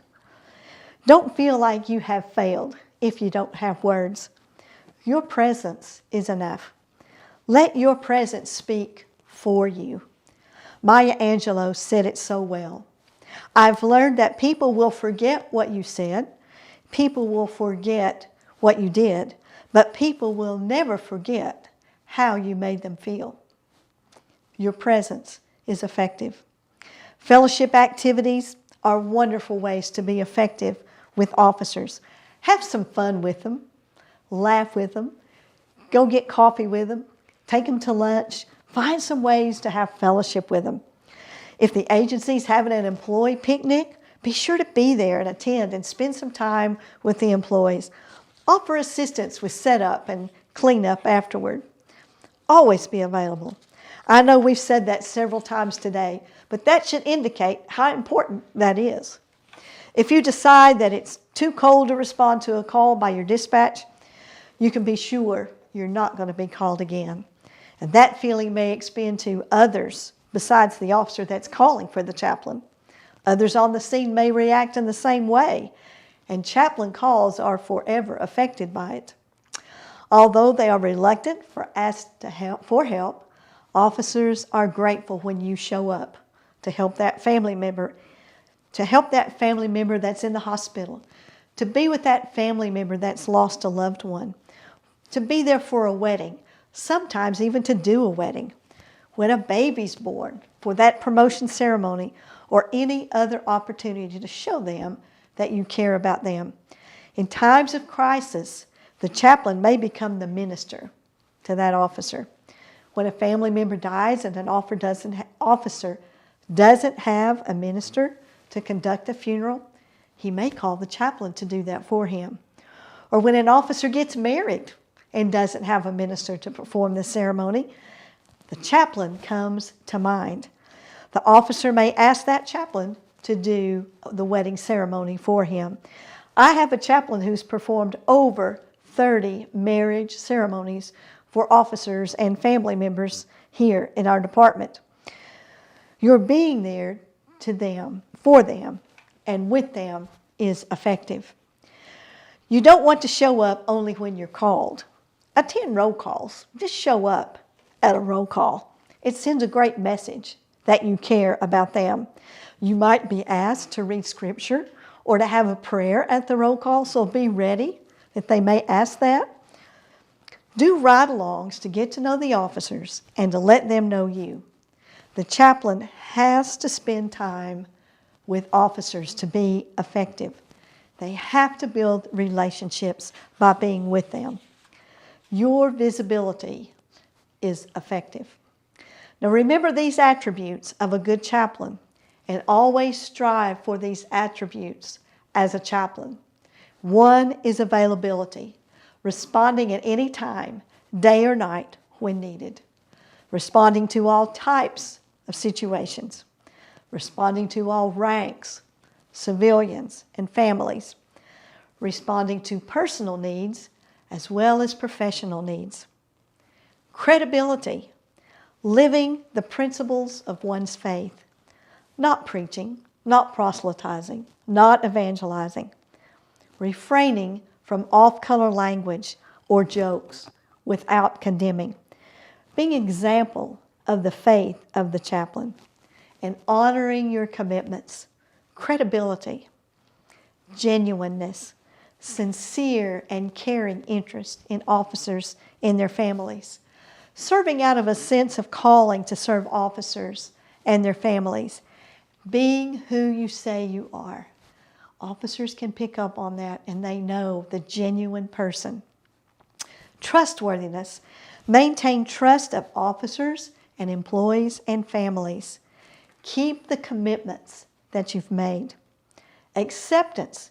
Meet the officers where they are, serving all officers regardless of race, culture, or lifestyle, and refraining from attempts to change or to influence people.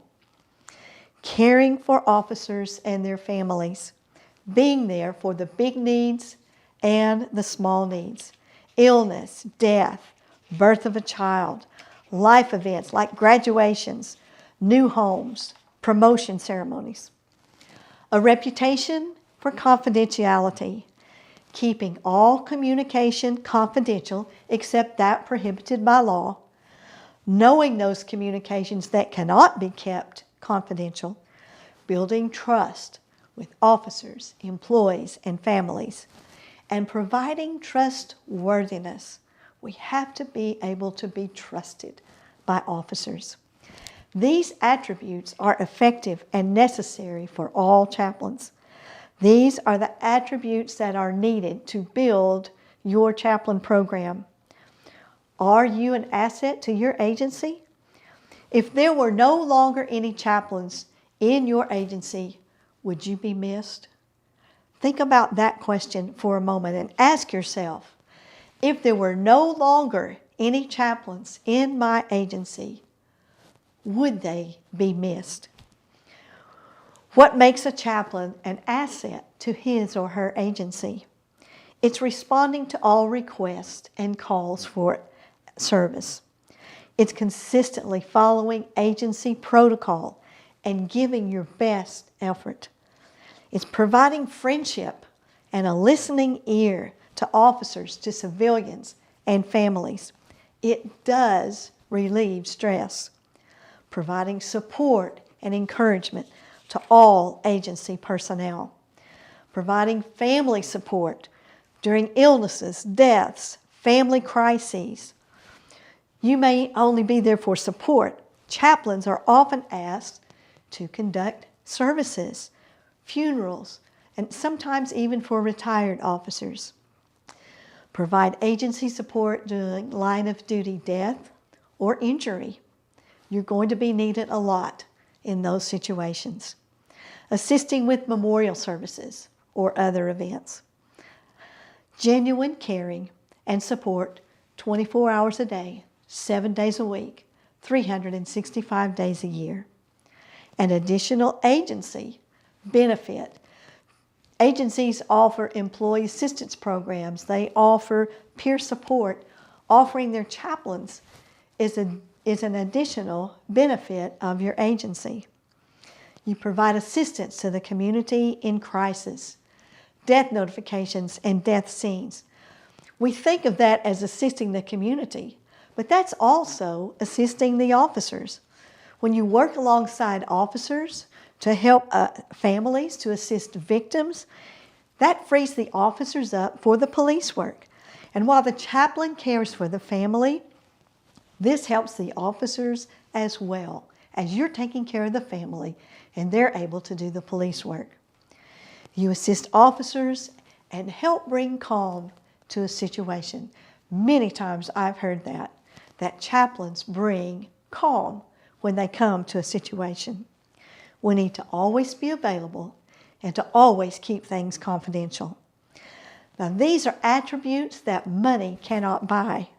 The agency can't afford what this kind of support could cost them, especially all agencies that have all volunteer chaplains.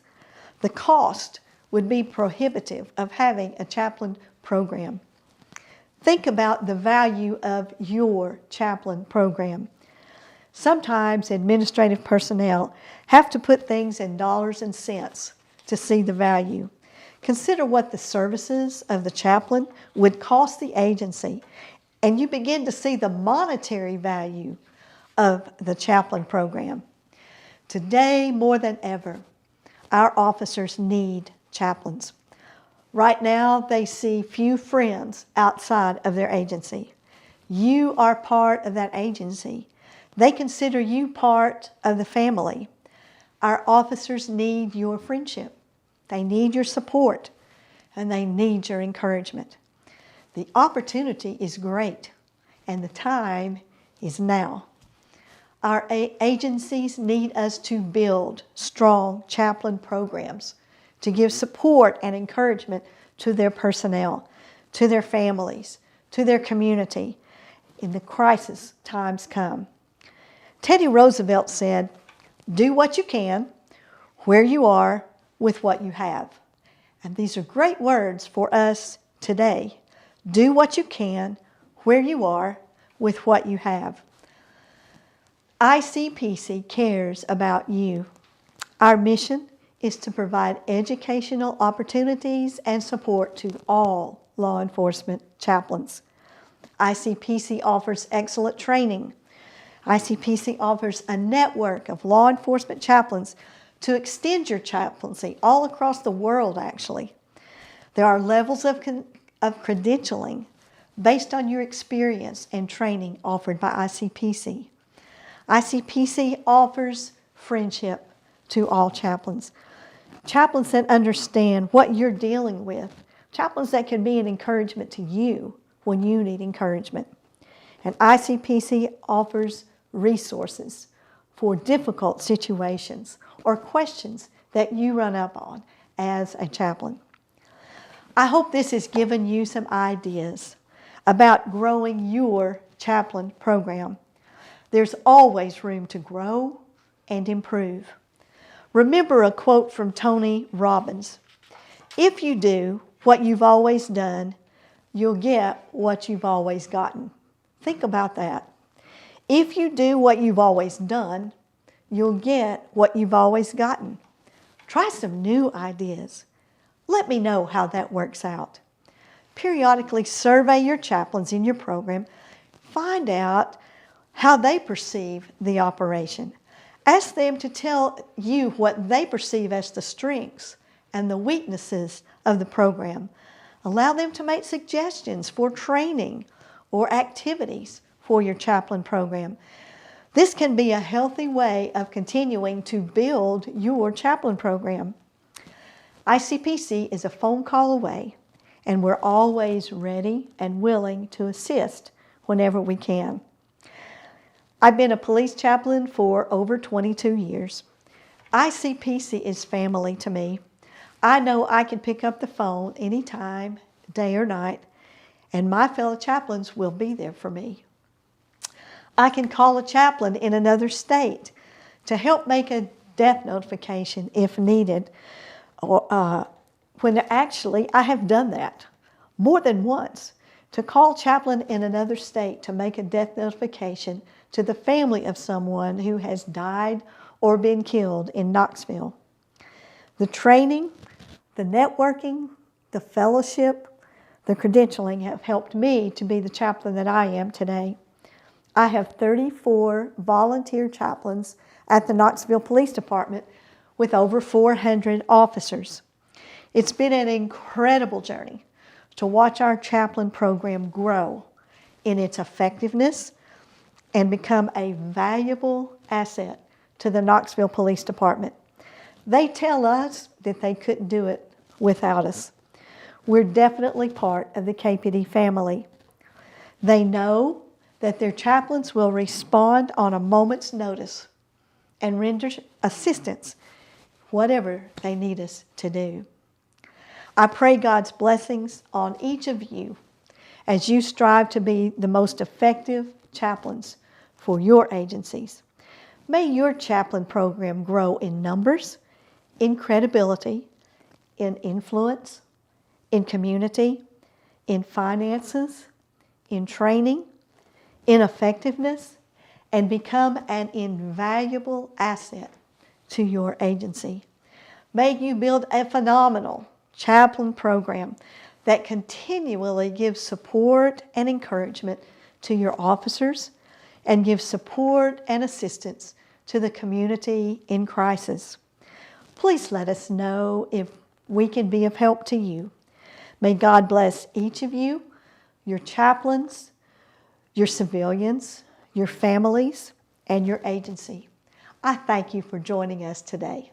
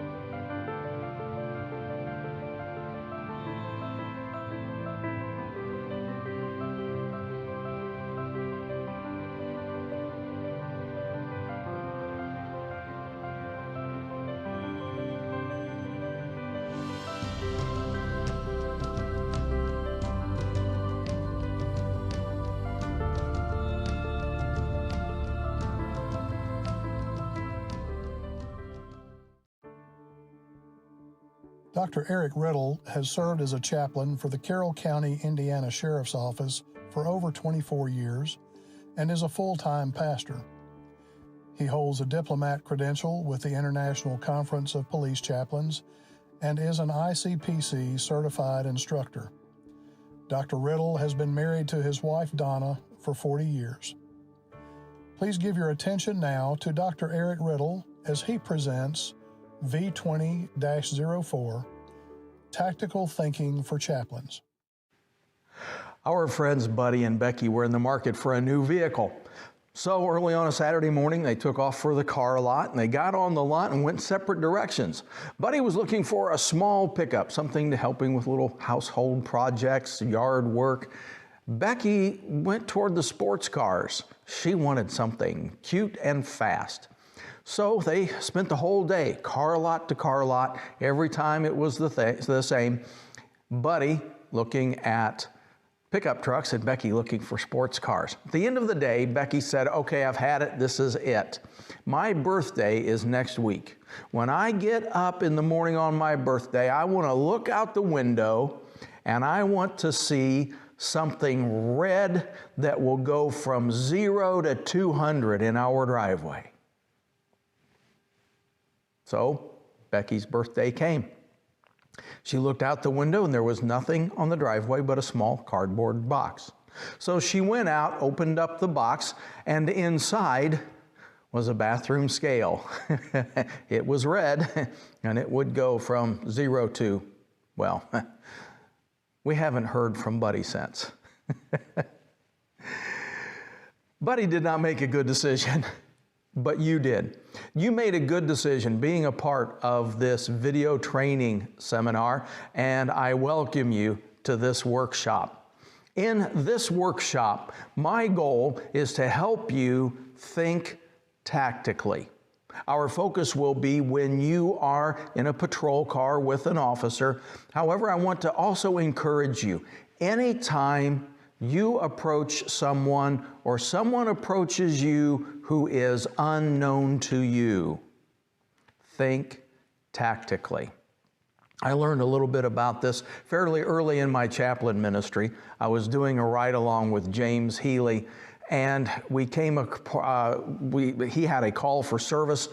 The state did vehicle identification number checks. All he had to do was go to an individual's house, look at the VIN number inside the windshield, compare that with the VIN number printed on a piece of paper, and sign the paper. That's all it was. So we went to a nice neighborhood. James signed the piece of paper, handed it back to the homeowner, and the man stuck out his hand. And James said, no offense, I don't shake hands. I don't know you. And he was polite, but he turned around and got in his squad car. I asked James about that, and he told me that even though it was a very simple circumstance, even though there was no visible threat, there was just no reason to let someone get a hold of him that he did not know. He was thinking tactically. Now, before I go any farther in this workshop, I want to share with you some things that this will not be. This is not for sworn officers. Most of us are civilian volunteer chaplains. Those of you that are sworn officers have a very different responsibility. You have a responsibility to investigate. You have a responsibility to keep the peace. You have a responsibility to protect lives. For most of us, that simply is not the case. Our roles are very different. This course is not about defensive tactics.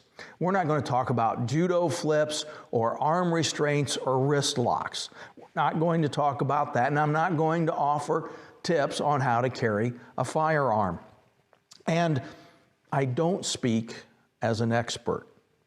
I simply want to share with you things that I have learned, things I have experienced, things that I have been taught in my time as a volunteer police chaplain. That's the list of things that the course is not. What we will focus on is thinking, tactical thinking. Using tactical thinking to make you an asset in a ride-along to protect you, to protect the officer you're with, and to protect other people. I want to acknowledge some sources of the material that I want to share with you. At the bottom of your outline, there are printed internet and printed resources. I gleaned a great deal from Charles Remberg's book, The Tactical Edge. I recommend The Tactical Edge. It's available from Amazon. It is written for the patrol officer, but if you will read it, it will help you to understand what you are observing while you're on patrol with an officer. It also has an excellent chapter on stress management. Most of what I want to share with you comes from on-the-job training that I received as I sat in the student seat of a patrol car. I've had the privilege of investing a great amount of time with some wonderful teachers. Among them that I'll refer to several times through this are Kevin Zelt, Lieutenant Kevin Zelt of the Fort Wayne Police Department, and the late Tony Veltri of the Haltom City, Texas Police Department. With that clarification, I want to start with a recommendation. I recommend that every chaplain watching this video carry a concealed weapon. I recommend that regardless of your department's policy or your denomination's policy or your spouse's objections. I encourage you to carry a concealed weapon. And not just on a ride-along, but always. Anytime you are out, anywhere you go, carry a concealed weapon. I have asked at workshops such as this, how many people in the room, and usually there are 60 or 70 people in the room, and I'll ask, excuse me, how many are carrying a concealed weapon? And out of 60 or 70 people, 8, 9, 10 people, something like that, will hold up their hands.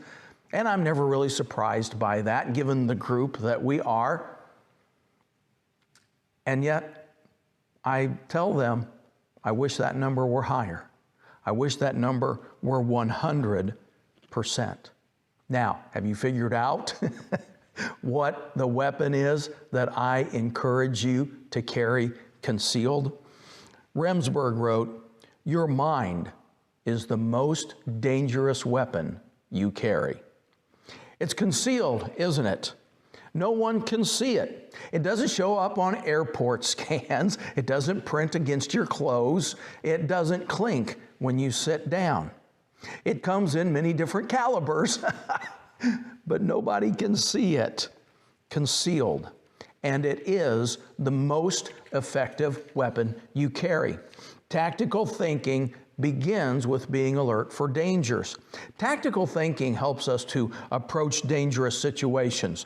But my definition of tactical thinking alerts us to the potential for dangers even before they are apparent.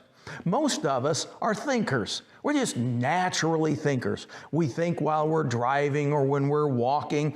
We think while we're working out. We're thinking while we're talking on the phone. We think while we're sitting in a workshop like this.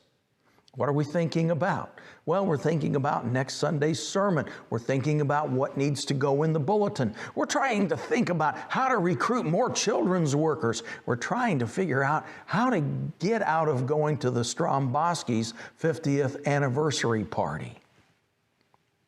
We're thinking. So much of the time we're busy thinking that defensive thinking is far from our minds. I want to draw your attention to slide 3 in your PowerPoint presentation.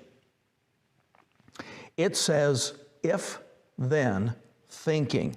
A key element to tactical thinking is if-then thinking. The primary change that I want to prompt in you and renew in me is to be thinking, if this happens, then I'm going to do that. Here's an example of if-then thinking.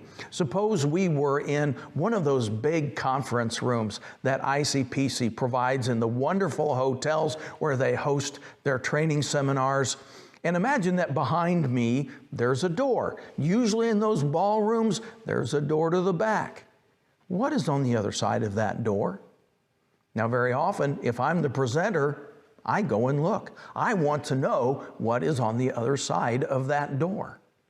What about the door that you came through for the workshop? What's on the other side of that door? What has changed on the other side of that door since you came in? And what if someone came in through the door behind me? What if somebody came in through a door behind me firing a gun? What if smoke came out from under that door? What if the Dunkin' Donuts baker came through that door with free samples? What would you do? If-then thinking. It might be an active shooter. It might be a loud drunk. It might be a medical emergency. It might be, and likely will be, something that we cannot even imagine. We will react quicker and will react more effectively if we have some kind of idea what we will do when something happens. Most of us have had run, hide, fight training. The training says, especially for an active shooter, if you can, run. The idea behind that is not just cowardice. Run and get help. You probably are not well armed enough, experienced enough, trained enough to effectively take on an active shooter. If you have the opportunity, run. Go and find people that can. Alert the whole world to come down on that place. If you can't run, hide. And if hiding doesn't work, then fight. I know that none of us like to think about running. We like to think of ourselves as very courageous. And you probably would not be a law enforcement chaplain if you didn't have some measure of courage. However, I'd like for you to consider something that Jeremy Goldberg said. He wrote, "Courage is knowing that it might hurt and doing it anyway." Stupidity is the same thing. That's what makes life hard. What I'm hoping to do is to create an atmosphere in which we start thinking. There are so many variables. Whether or not you're carrying a firearm is a variable. Where you are in a room is a variable. Where the person that you're sitting next to is a variable. Taking all of those variables in mind, using if-then thinking, I believe it's helpful to review Carl Remsburg's spectrum of awareness. His awareness spectrum comes from his book, and it helps us to apply if-then thinking at different levels of alertness. So I want to take you to slide 4 in your PowerPoint presentation. It depicts condition white. Condition white is a state of environmental unawareness. You are oblivious to everything going on around you. Slide 5 is condition yellow. You're relaxed but alert, cautious but not tense. You maintain an easy, steady awareness. You are doing surveillance of people, places, things, and actions that are going on around you. You're not specifically expecting a hostile act, but you are aware that aggression is possible. Condition orange. This is a state of alarm. You know that there is trouble, and you're concentrating on evaluating it further and resolving it. Based on your training, experience, education, and common sense, you have a tactical plan in mind, and you begin to follow it. There's reason to believe that a confrontation is likely. Remsburg says, You have a tactical plan in mind. Where did that tactical plan come from? It came from if-then thinking. It was a plan made on the possible actions of other people, my abilities, my circumstances, my surroundings. Let's go to the next slide and look at condition red. What looks wrong is wrong. Instant reaction is mandatory. Despite the urgency, the decisions that you make are not knee-jerk reactions. Why not? Because you have been doing if-then thinking and developing a strategy based on the threat. So let's apply some of this. As you're watching the video workshops, my guess is that most of you are in a condition white. Now, I need to help you understand that there's nothing wrong with being in condition white. We all need times of condition white. Something that stuck with me was somebody called this as safe as a cow in Calcutta. Without condition white, without those times, we become hypervigilant. We get paranoid and we become very difficult to live with. We need places. We need time when we can feel relaxed, when we can feel safe, when we can go mentally AWOL. I have actually worked with officers that have a real difficult time with this. I know of some officers who carry a handgun while they're at home cutting the grass. On Remsburg's scale, the next higher level of alertness is yellow. Now, where do I need to be when I'm in a patrol car? I think probably condition yellow at the very least. Sometimes a statement stands out from other words that you have heard someone say. Let's think back to some of the famous speeches that we have heard. We have heard speeches from Dr. Martin Luther King Jr. What stands out from his speeches? For most of us, one statement: I have a dream. President John F. Kennedy made a lot of speeches. What stands out from the speeches that President Kennedy made? Ask not what your country can do for you, but what you can do for your country. Something a little more contemporary. Many of us have heard Larry the Cable Guy tell lots of jokes, but what is it we remember? Get her done. In about 1999, I sat in a patrol tactics class in a police academy. Over the 4 years that I knew him, Sergeant Tony Veltri taught me many valuable lessons. And I remember one statement in that class that he made to his students. He said, "The job you are entering is inherently dangerous." That is true of the chaplain who rides in a patrol car. What we do is inherently dangerous. And that's why we can't be lulled into condition white anytime we are with an officer. Our personal safety, the safety of the officer that we are with, and the safety of the people that we encounter may well depend on us being alert. Now, I love to ride in a patrol car. When I began serving as a police chaplain, I looked forward to the excitement, the unknown, what was going to happen in the next moment. Well, after 24 years of riding in a patrol car, I've come to realize this is not like an episode of Cops. It's likely to be fairly mundane. And I have actually begun praying before I ride with an officer that our time together will be uninterrupted, mundane, quiet. I pray for that because I want to connect with the officer. I want to, more than anything, be able to listen and maybe offer a few words. We have all been through listening skills workshops. You've probably led a listening skills session yourself. We all know how to listen. We know how to make eye contact. We know how to pay attention to what someone is saying. We know about the body language. We know about being present with the person in the conversation. Where am I condition-wise when I'm listening with that intention? I'm at condition white. Where do I need to be in a patrol car?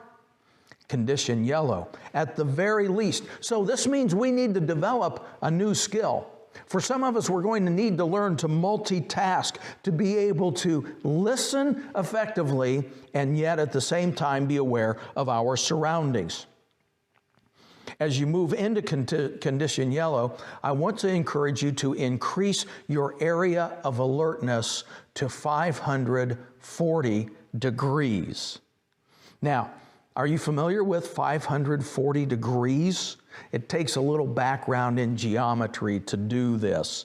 And while we're talking about geometry, I have one geometry joke. An Indiana farmer sent his son off to college, the first one in the extended family ever to go to college. The boy came back after his first semester, and his dad said to him, "Well, boy, what you been learning in college?" And the son thought, and he said, "Well, I guess my favorite subject was geometry." And the dad said, "Well, go on, talk me some geometry." So the young man thought again, and he said, "Well, pi r squared." And the old man shook his head and he said, "Oh boy, I am wasting my money. Everybody knows pi r round, cornbread r square." Let's go on to slide 8. 540 degrees of awareness means being alert to what is around you in a 360-degree circle. So what is in front of you, what is to each side of you, and even what is behind you. As much as possible, be aware of your surroundings. But not just 360 degrees, another 180 degrees from the ground to the sky. Another 180 degrees, taking them together, 180 and 360, is 540 degrees of awareness. It is very important for us to be aware of where we are stepping. Do you know that 2 inches of moving water, rapidly moving water, can move a car?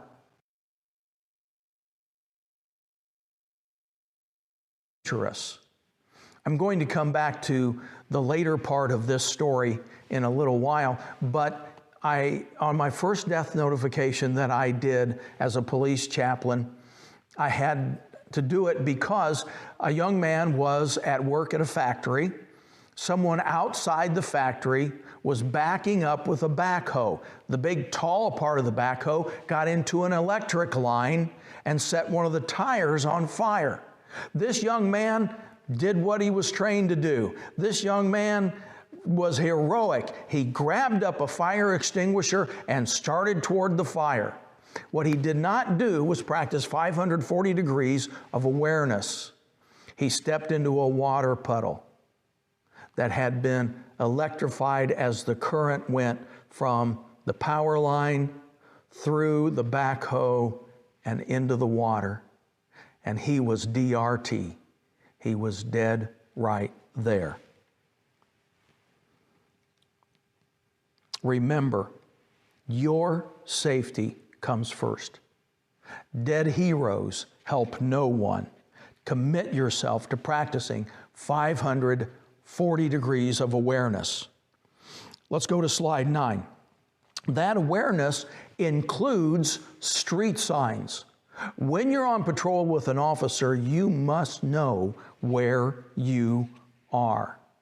I heard a story about a 911 dispatcher that got a call. A man was fairly upset and he had a very deep South accent. And he said, "We need an ambulance." And The dispatcher said, well, where are you? He said, we're on Sycamore Street.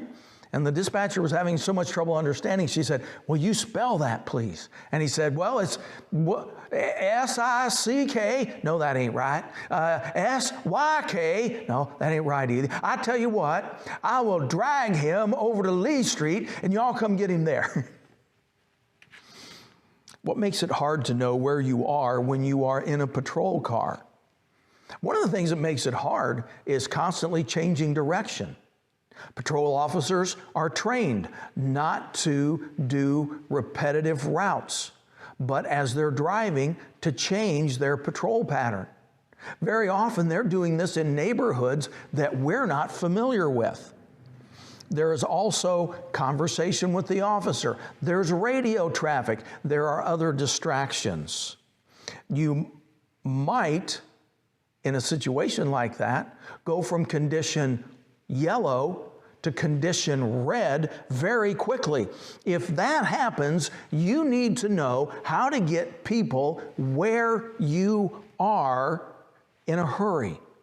You need to know the street and the block number where you are. That isn't easy. Something that has helped me has been to practice that when I'm out driving by myself. Just keeping track of what street I'm on and what block number I'm in. If you will do that on a regular basis, when you're in a patrol car, it will come almost naturally. Think tactically. Where am I? What is around me? What threats do other people pose? What is around me? What threats does my 540 degrees of awareness contain? If-then thinking. Let's apply if-then thinking to encounters with people. This is imperative when you're with an officer on patrol, but just as important anytime that you are around people that are unknown to you. Think about the last time you were in Walmart. Is it possible there was someone in that Walmart who was dangerous? Think about a restaurant. In a crowded restaurant, is it possible that there is someone in the restaurant or someone might come into the restaurant who is a danger to you, to your family, to the other people in the restaurant? What about your church building on Sunday morning? If you get out of the car while you are on patrol, you are very likely to encounter dangerous people. If-then thinking can help keep you safe as you approach people on the street, people in their houses, people in businesses. Slide 10 is an introduction to helping us understand two terms. And it's important to know the definitions of the terms. They're very often used interchangeably, and that really shouldn't be the case. Let's talk first about cover. Cover means something that will stop a projectile. In the picture, there's a big rock. That rock is big enough, it's thick enough, it is solid enough that it will stop a handgun or a rifle round. Walls in most houses and businesses will not stop a firearm projectile. I learned this while I was with the Fort Wayne Police Department. I was on patrol with Ricky Parrish, and we were called to a large house that had been converted into 4 apartments, 2 downstairs, 2 upstairs. In an upstairs apartment, there was a hole in the outside wall. Someone outside had fired a rifle.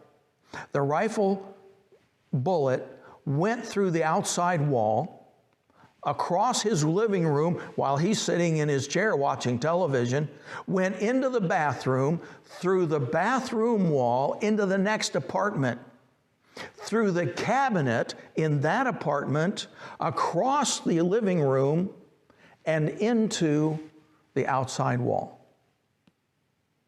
Upon a little bit of an inspection, Ricky discovered that when the bullet passed through the cabinet, it went through a box of Cheerios. We had a serial killer. Here's the point to that story. Unless it's brick or concrete, most walls will not stop a bullet. They are not reliable cover. Concealment is a different word with a different meaning. It is something that you might hide behind. It's something that might conceal you but will not stop bullets. If you sense that bullets may start flying and there's no cover available, there's nothing to stop bullets, then maybe hiding, being concealed, is the best thing that you can do. If you are thinking tactically as you approach people, you are processing. If he pulls a gun, then I will.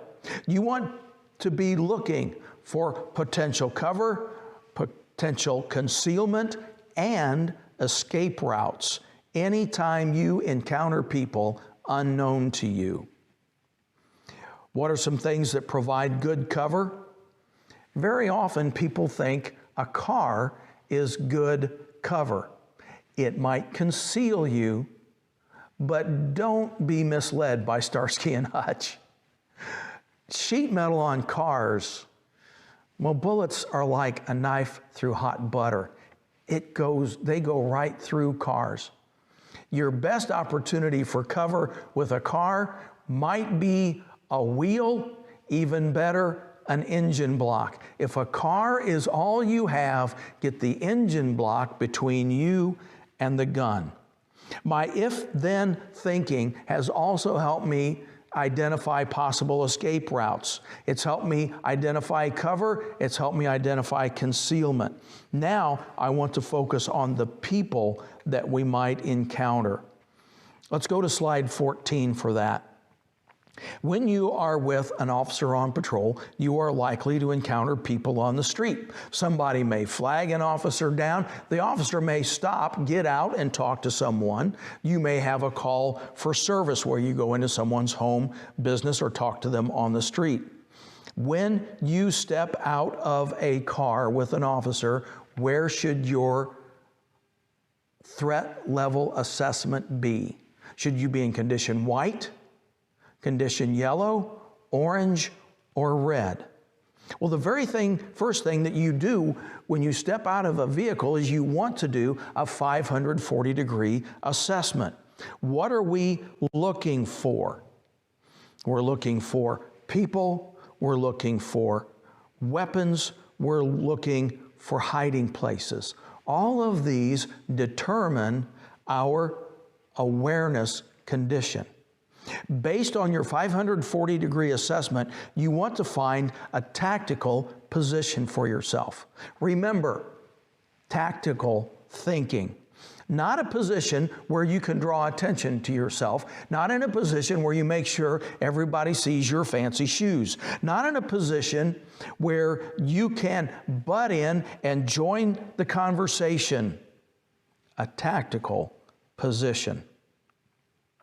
It may go without saying that you don't want to be directly behind your officer. I learned this the hard way several years ago. It was very early in my chaplain ministry. I went into a home with an officer. There'd been a domestic argument. Everything had been resolved and everything was fine. We were leaving. Someone said something. The officer turned to talk to that person. I was almost to the door, but directly behind the officer when he turned around.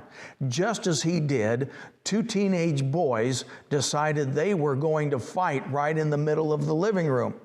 As they both went to the floor, the officer stepped back and pinned me against the door, knocking my glasses crooked and nearly knocking the breath out of me. It was not a tactically sound place to be. There are just lots of reasons you do not ever want to be directly behind your officer. You want to be always aware of the potential of a threat. So let's go to slide 14. On the slide, I put the perp on the slide in purple. We've got a purple perp.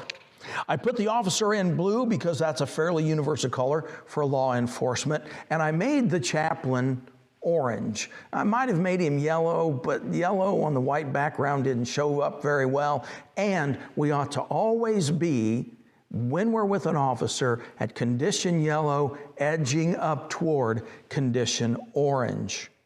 Notice that we have something of a triangle in the picture. I don't want to be behind the person that's being contacted. I don't want to be a distraction. I don't want that person to feel threatened. I want some distance between me and my officer, not only for the officer's safety, but for my safety as well. Now, in this diagram, who is closer to the subject?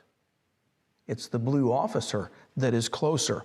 Keep in mind that I'm doing if-then thinking. If the subject strikes out, if the subject has an edged weapon, I'm at a safer distance. I'm keeping in mind I'm not armed, I'm not highly trained, I'm not vastly experienced in defensive tactics, but I'm not a coward. I'm close enough that if my officer needs my assistance, I can get right into it. But I have enough distance that I'm not a liability. Let's continue with if-then thinking. What if that person draws a gun? Because I'm not armed, I'm going to run. A running target is much harder to hit. I'm going to run. I'm going to try to find cover. I'm going to try to find concealment. If I can't find cover, I'm going to find a way to contact people to come and assist my officer.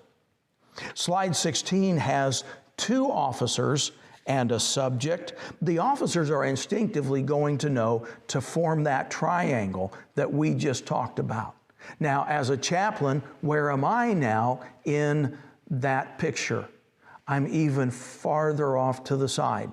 Why is that? Well, now my officer has backup and I am not as needed in that capacity. Still, I'm close enough that if my officer wants to consult me, he can simply call me over and I'm right there. Now, you might object that from that distance, I may not be able to hear what's being said. From that distance, I cannot offer my wisdom and insight. But when we are approaching people unknown to us, what is my priority? Safety.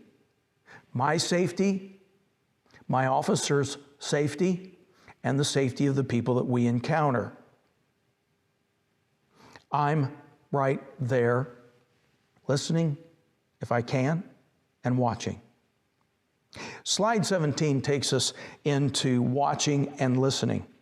Even if I'm not very close, I may be able to hear if the subject's volume increases. Now, there are no absolutes in any of this. As we talk about escalation, things usually don't go from point A to B to C in a predictable pattern. When we talk about escalation, we're not talking about moving up a ladder where you have to take every step. Things can change in a heartbeat, but very often there are warning signs. Sometimes people will ramp up their vocal communication because it has worked for them in the past. They've been intimidating for most of their lives. They've been intimidating their family and their friends and people in bars. They know it works for them. And they may know that it's not going to be effective with a police officer, but they're going to do it anyway. Why? Because it's what they know to do. And they fall back on what is familiar. Now, let's put ourselves in the slide. You are in the orange position, and the subject is getting louder. What are you going to do? You're going to do what your if-then thinking has prepared your mind to do. Let's go to slide 18. One of the things that we're watching for in escalating communication is gestures. There are lots of small hand gestures that people can do to indicate their emotions, to indicate their anger, to indicate aggression. People might also make some big arm motions. They may move their body around, indicating that their aggression level is coming up. You'll want to watch for those things. At the same time, your primary focus should be the hands. Now, I've had people tell me, oh, watch the eyes. The eyes will tell you first. The threat is not going to come from their eyes. The threat is going to come from the hands. So let's review a few things to watch for. There are more. This is not a definitive list, but it is a starting point. Watch for something like a fighting stance, somebody balling up their fists, somebody even moving into some kind of fighting stance, an invitation to strike. Subjects will sometimes challenge verbally, saying, come on, bring your best, give it your best shot. Even knowing that they're going up against law enforcement, some people still think that they just might win. Invasion. Coming too close. We all know those people who are close talkers. They get inside our space to talk to us. A law enforcement officer's space is even larger. And when somebody gets inside that space, that is a signal of aggression. Let's recap a little. Let's go to slide 19. Be aware. Do your best to maintain a 540-degree awareness. Listen for escalating speech. Watch for behavior that may signal an attack. And look for weapons. I've got a very brief video to share with you. It's been around for a long time. The quality of the video and the audio is not great, but I think it makes an important point. So I'll be right back after the video. The parents, teachers, and administrators in this community. Welcome back. I want to ask you to go to slide 20 in your presentation program, and while you're finding that, I want to tell you that the video that we just saw changed my behavior. I came to realize this when my wife Donna and I one summer afternoon were having lunch at an outdoor restaurant, and she said, "What are you doing?" And naturally I said, "About what?" And she said, "What are you looking at?" And I said, "Well, there are some guys standing over there, and they've got on jeans and they've got t-shirts out over their jeans. And I'm just wondering which of them is carrying a gun." Now, we might be watching for that. Our officers do. They pay attention to somebody that has on a sport coat like this because it can conceal a weapon. They watch for people that wear jackets. They watch for people especially that have something on, a coat on that just is out of season. That person's probably hiding something. At the same time, wearing a sport coat may not be concealing the weapon. Very often, I carry a .32 caliber pistol in my front pocket. No one has ever seen it. Let's think about some other hiding places, and I'll kick this off with a story. I told you earlier that I did a death notification when a young man stepped into an electrified puddle. Well, a sergeant and I went to the home of his wife to make the notification. It was my first death notification, and it was a small, affluent suburb, and it was this sergeant's, even though he'd had more than 15 years on the job, it was his first death notification. We were very blessed. I was a member of ICPC, but I had not yet been to a training seminar. An ICPC member encouraged me to purchase a copy of David Day Revere's book, Law Enforcement Chaplaincy, What It Is and How to Do It. I encourage you, if you don't own a copy of that, purchase one. It's available from Amazon, David Day Revere, Law Enforcement Chaplaincy, What It Is and How to Do It. So we had the section of the book about how to do a death notification. So we went to the home, we rang the doorbell, we sat down with the surviving wife. I explained to her with compassion concern and honesty what had happened. She asked a couple of questions, and then, like a Pop-Tart out of a toaster, she was off the couch and down the hall, headed for a bedroom. And the sergeant was right behind her. I just sat there stunned. I was hearing voices in my head. I heard my mother's voice. I heard the voice of Billy Graham. I heard the voice of everyone who had ever taught me anything about ethics. You do not follow a woman into her bedroom. She came out with an address book and started making phone calls. When we were back at the station, I asked the sergeant why he had done that. It just seemed so wrong to me. He said that he did not know what was in that bedroom. She may have been going back there to get a gun, maybe to take her life, maybe to take our lives. He was being very careful because he did not know what was in that room. It was his first death notification, but it was not his first rodeo. We all know that domestic violence calls are dangerous, but if we are thinking tactically, we will recognize that every encounter, every home, every business, every vehicle is potentially dangerous. What did Sergeant Veltri teach us? The job we are doing is inherently dangerous. Not just the high-risk calls, not just the felony stops, every aspect of law enforcement, and that includes law enforcement chaplains, are doing work that is inherently dangerous. A few minutes ago, we saw a video that reminded us that people can conceal multiple firearms on themselves, but not every weapon goes bang. So I want to ask you to look at slide 21. You could do a real quick internet search and you could come up with a multitude of small places for small covert deadly weapons. Places like pockets and wristbands, cell phones, wallets, credit cards, lipstick, even a knife can conceal even a comb can conceal a lethal knife. In a house or in a business, every drawer, every closet, every pillow, every cushion can conceal a weapon. I've seen shotguns propped up behind doors. I've seen shotguns laying on the floor behind couches. I have seen handguns in drawers under couch cushions. I even saw a handgun under dirty clothes in a laundry basket.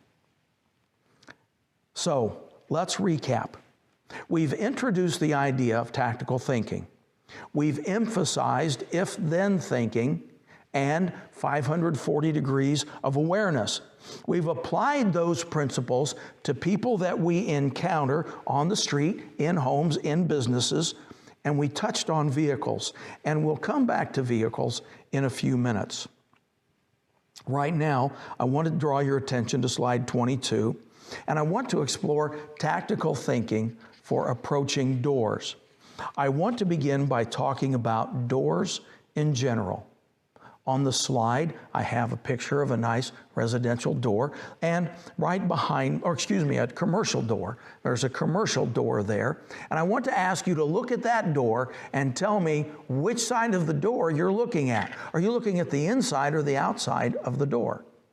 Well, you can tell you're looking at the inside of the door because the crash bars are right there.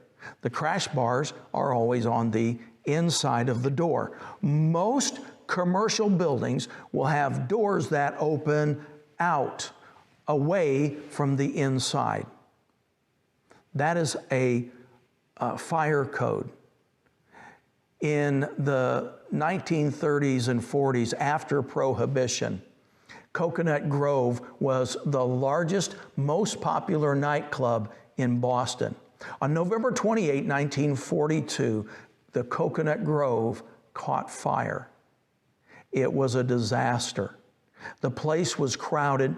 People headed for the doors, but as the first people got to the doors, people behind them were pushing, trying to get to the doors. So the first people got pressed up against the doors with more people pressing in against them, and they could not open the doors that opened inward.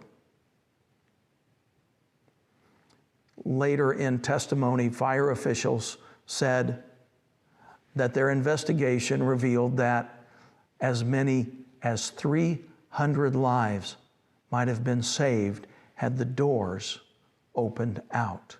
As it was, 492 souls perished in that fire.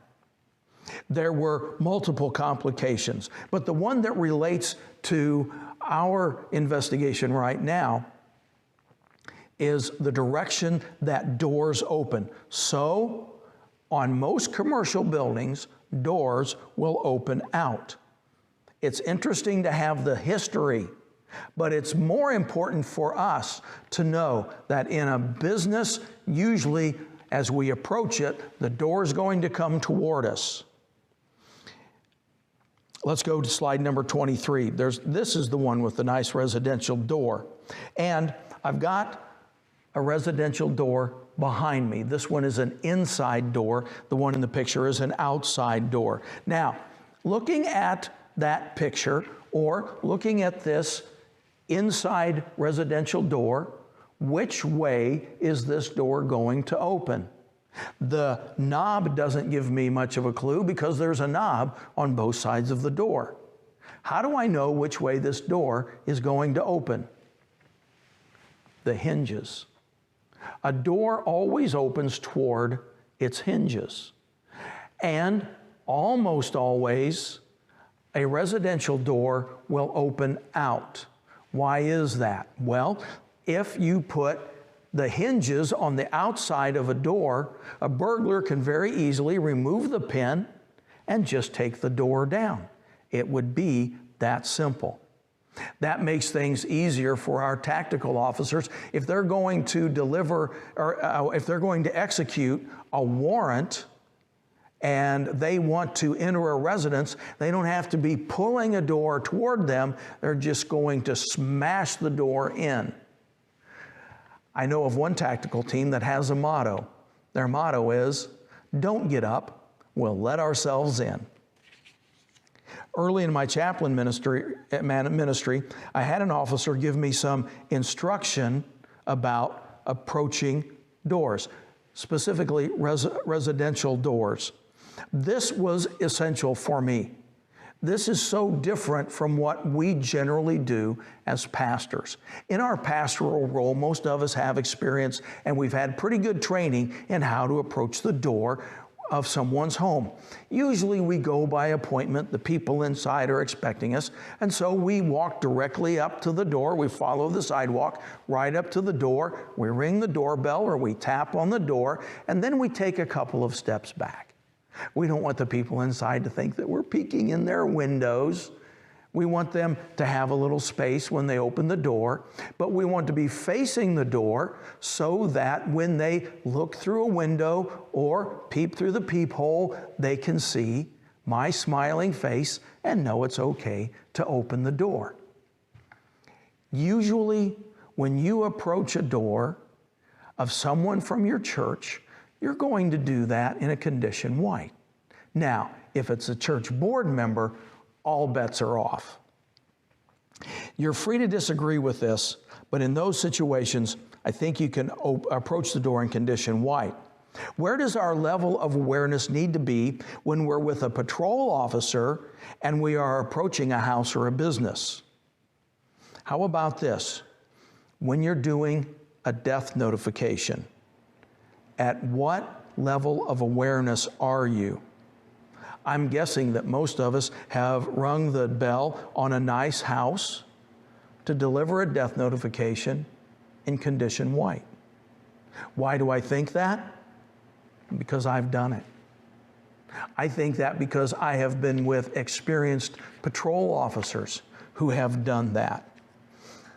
Our level of awareness might be down because this isn't a call for service. There's no report of domestic violence. We're not there because somebody called in a loud party. It's just a pastoral visit. But there's something out of place with this pastoral visit. It's a uniformed officer. In our death notification training, ICPC stresses always do death notifications with a uniformed officer. Why is that? Because we have no idea what is on the other side of that door. Now, we've been warned people may want to kill the messenger. Well, that's fairly obvious, but what else? Why do we need to be at least at condition yellow when we knock on a door to do a death notification? Well, some things that we might consider. There may have just been violence inside that residence. There could even be a murdered body in there. It could be a felony, a fugitive is hiding in that house.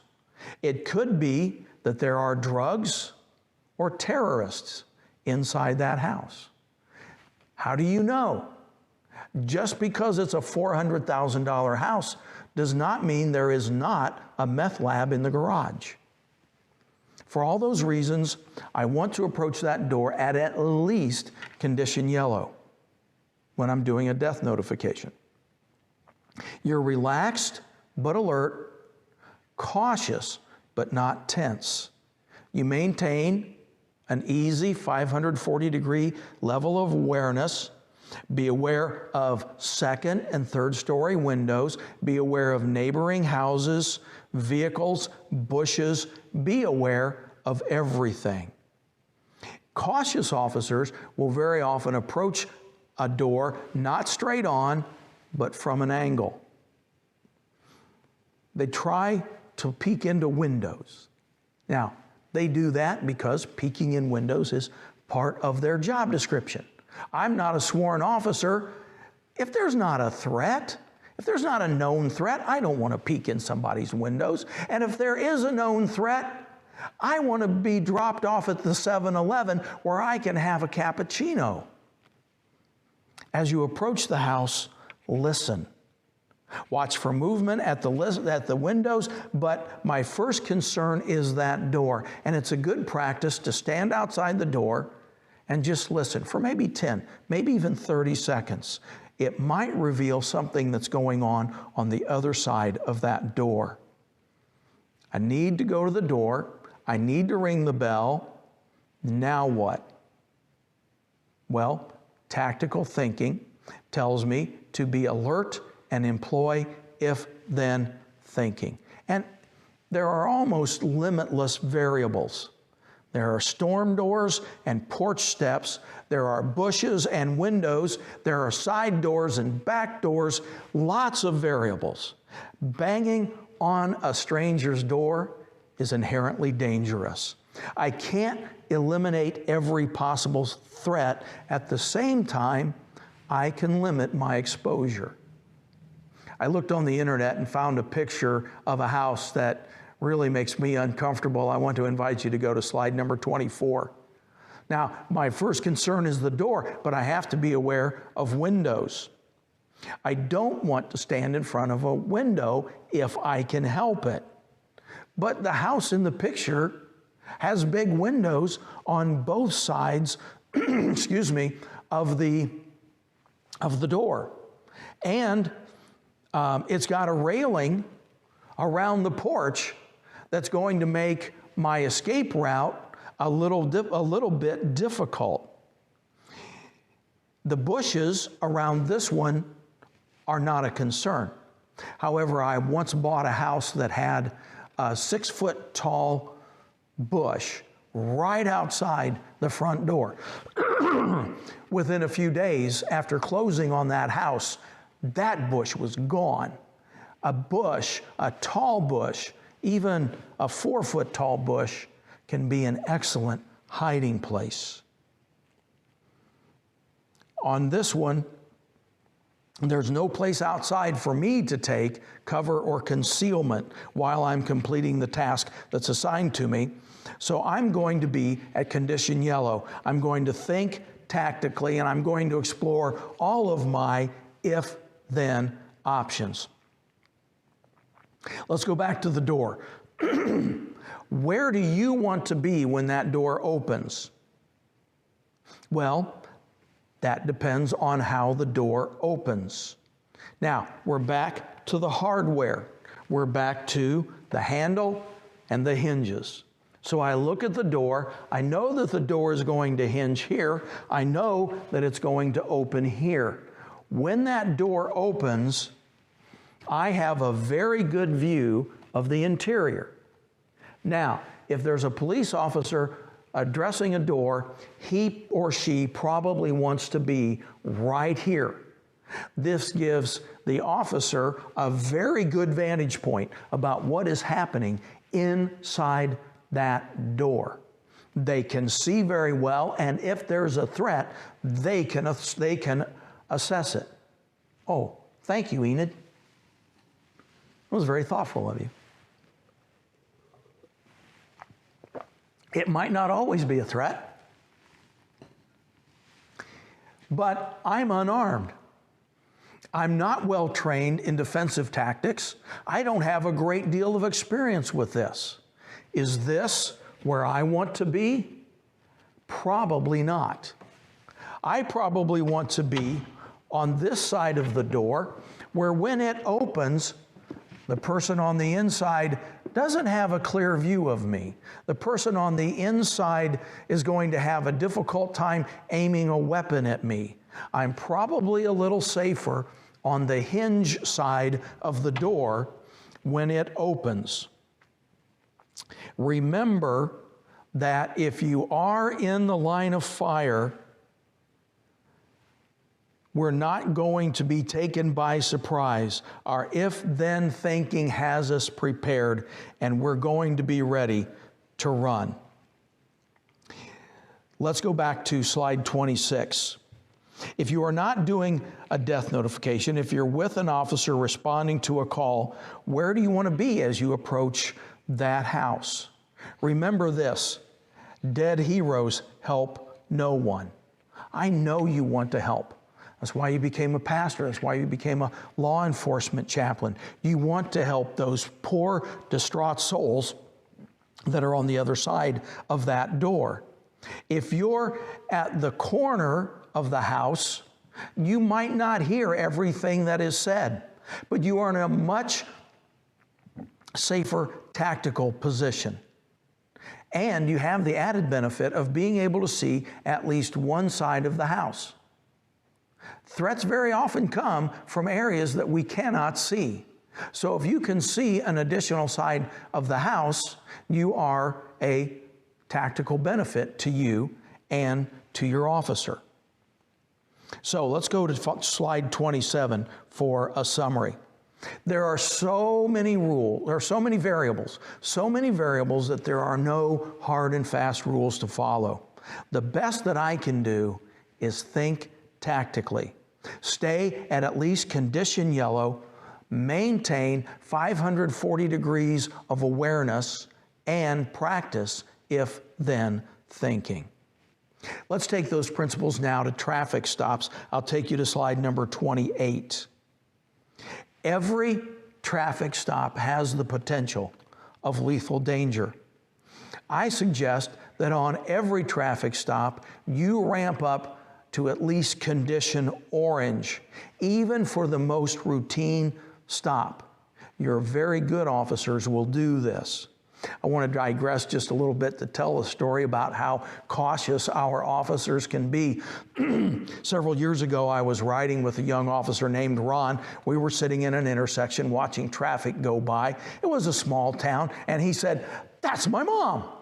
So he puts the car in drive, peels those bald tires, and off we go. And he turns on the lights, and he pulls his mother over. He gets out of the car, walks up to her car, stands behind her door, and leaned over and talked to his mom. They chatted for a moment, and Ron got back in the car, and his mom drove off. I said, "Ron, I can't believe you did that." He said, "Did what?" And I said, "You peeked at your mom." He said, I did not. I said, yes, you did. I watched you. You stood behind the post of her door and you leaned over and you looked in. And he said, I didn't even realize I did that. When I'm with an officer and he makes a stop, I'm always very careful.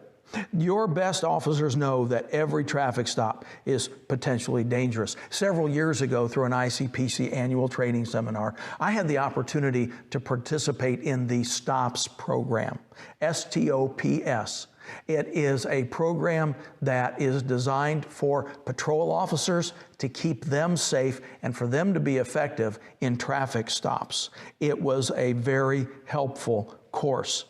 Based on that, I have some suggestions. Now, my first suggestion comes again from Sergeant Tony Veltri.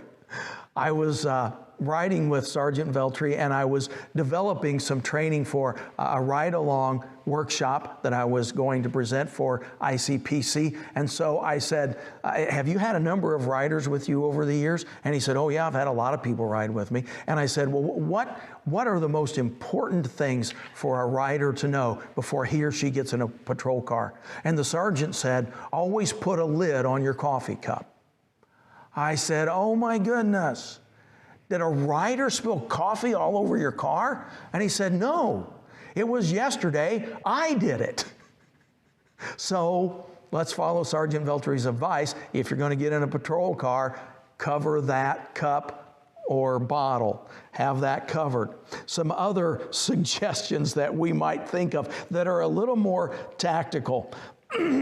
Very often, I talk to chaplains who want to be an asset, and so they approach the car that's been stopped on the opposite side of their officer. Their officer usually goes to the driver's side. The chaplain will go to the passenger side. They feel like they can be another set of eyes.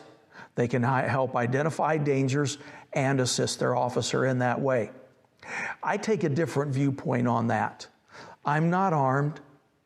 I'm not extremely well trained, and I don't have experience in doing things like that. And so I don't see myself as an asset. I see myself as a potential liability. I stay back with the car. And we're going to take just a couple of minutes away, and we're going to go live and on the scene to get an idea of what I do with that. I'll be right back. I've changed location and I'm inside my garage. I wish I could do this segment with a squad car, but right now, because of the current crisis, I'm not getting in a squad car.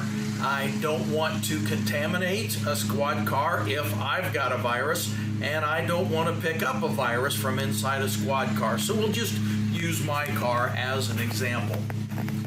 When you are out with a patrol officer and he or she makes a traffic stop, this is what I suggest. I suggest standing outside the passenger seat of the car with the door open, and you have the tactical advantage of this post right here. This post gives you a very small amount of protection, but it's more protection than just standing up in front of the car with nothing at all. It also gives you quick access to the radio inside the car. Just a quick plop down into the seat and you've got the microphone and you can request help. Because you're standing and the door is open, you also have an escape route. We're talking about if-then thinking. So already, as you're getting out of the car, you're doing a 540-degree evaluation. You're looking what's above, what's below, what is the terrain around me like, what's around me, where is traffic, where is the vehicle, where is my officer, and what are my escape routes if I need them. And that use of if-then thinking is going to make you more valuable in a traffic stop and will keep you safer as you're riding with your officer. So let's go back to the studio. I hope the video was helpful in giving you some kind of visual to see what I do in a traffic stop. It is essential that you know how to use the radio in the car. You must know how to operate that radio. If something happens, just talk. Ignore protocol, ignore codes, ignore signals, just talk. Identify yourself, identify your officer, and state your location. Do you see now why I hammered so hard before? You must know where you are. If you're at a traffic stop or anything else and something goes bad and your officer is injured, you must know where you are. All you have to do is tell them you need help and your location, and they will send the whole world. The tactically superior position, I think, is right outside that patrol car with the door open. I want to share, in concluding talking about traffic stops, 2 traffic stops that had 2 very different outcomes. On May 15, 2013, 2 vehicle stops were conducted on a single offender with murder on his mind. One resulted in the slaying of an officer, and the other did not. There were some things that made a difference. In an interview with researchers, the offender, an ex-con who described himself candidly as a predator who habitually carried concealed weapons throughout his adolescence and on into his adulthood. On the fateful night that an officer running radar pulled him over for speeding, he was transporting felonious amounts of marijuana and cocaine. He had an outstanding warrant for a parole violation. He figured that the officer knew about the warrant, and if the drugs were discovered, the suspect thought, I'm going away for a very long time. He mentally set himself to look, and these are his words, for an opportunity to assault the officer who stopped him. As soon as the officer activated his overheads, the suspect pulled over to the roadside and stopped. Watching in the rearview mirror, he saw the officer get his hat and pick up something off the seat. It turned out to be his ticket book. As he exited his unit, the offender said, his words, he wasn't watching me. And he continued to not look at me as he made his approach. Closely tracking the officer, the suspect took a gun from under the car seat. He said, I believed I could get to the gun before he knew I had it. And he was right. As the officer arrived at the driver's side window, he was shot and killed before making any statement to the driver. He died with his service weapon in his holster. 1 week earlier, another officer had made another nighttime traffic stop on the same offender, that time for a malfunctioning brake light. Earlier that night, the suspect had committed an armed robbery, and, as in the later case, he had a gun under the seat. When he saw the emergency lights, he delayed pulling over for 2 blocks, waiting for a dark place where there were fewer street lights. When he finally did pull over, the officer was looking, and these are his words, the officer was looking directly at me and was talking on the radio. I knew he was watching me, so I didn't move toward the hidden gun. When the officer got out of his unit, he had his hand on his gun. The suspect said, I knew he could pull his gun faster than I could get mine, so I decided to wait and see what would happen. Immediately upon approaching, the officer told him to stay in his car and to keep his hands on the wheel. In what the offender said was a voice that I knew he meant business. As it turned out, the officer ultimately just warned him to get the tail light fixed and send him on his way. Now, granted, the officer apparently ignored an opportunity for some criminal patrol probing and thus failed to detect the criminal significance of the violator that he had stopped. Had he done so, he might have saved the next officer's life. By the same token, he failed to become a victim of a subject who was fully prepared to kill him. The researchers point out some critical differences in the two officers' behaviors. Number one, the officer who escaped unscathed was not distracted from observing the actions of the driver. Not when he was calling in the stop, not when he exited his unit, not during his approach, and not during the face-to-face contact. Start to finish, he continued to watch, the team says. Likely, number two, likely in response to the driver's hesitancy to pull over, he had his hand on his service weapon as he approached the car. Number three, he strengthened his position of authority by immediately issuing a command. Stay in the car, keep your hands on the wheel, with a tone of voice that communicated that he meant what he said. And that convinced the driver not to reach for his gun. Now, for the officer who was slain, he had stopped a number of cars that night and had issued a series of citations, all without incident.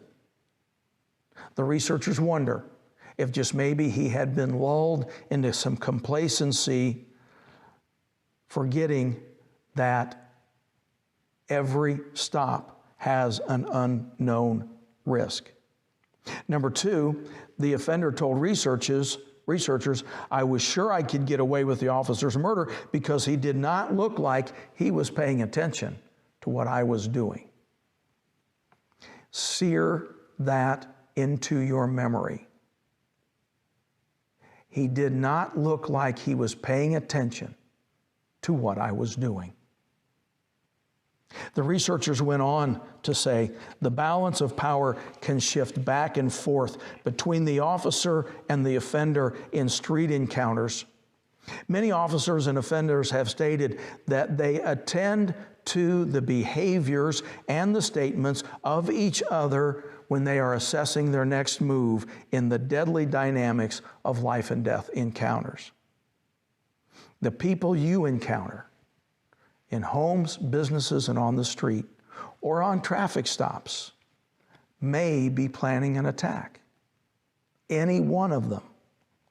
We must be ahead of them. We must be thinking further ahead of them. We must employ tactical thinking in every encounter. So let's go to slide 30 for a wrap-up. Start with prayer. Always start with prayer. Before you go into the police station or sheriff's office, before you go into that building where your officers work, pray. As you're getting into the car, pray. If it's appropriate, pray out loud with the officer you're on patrol with before you begin. From the time you get into the car, employ if-then thinking. Practice 540 degrees of awareness. Identify cover, concealment, and escape routes. And when your visit is over, end with a prayer. If it's appropriate, pray with your officer or officers. If not, silently thank your God for getting you through another time with a law enforcement officer. Thank you for being a part of this ICPC video training seminar. Thank you for joining in on this workshop. It's my prayer that the time that we have invested together will be a blessing to you, to the officers that you serve, and will bring glory to our God. May God bless.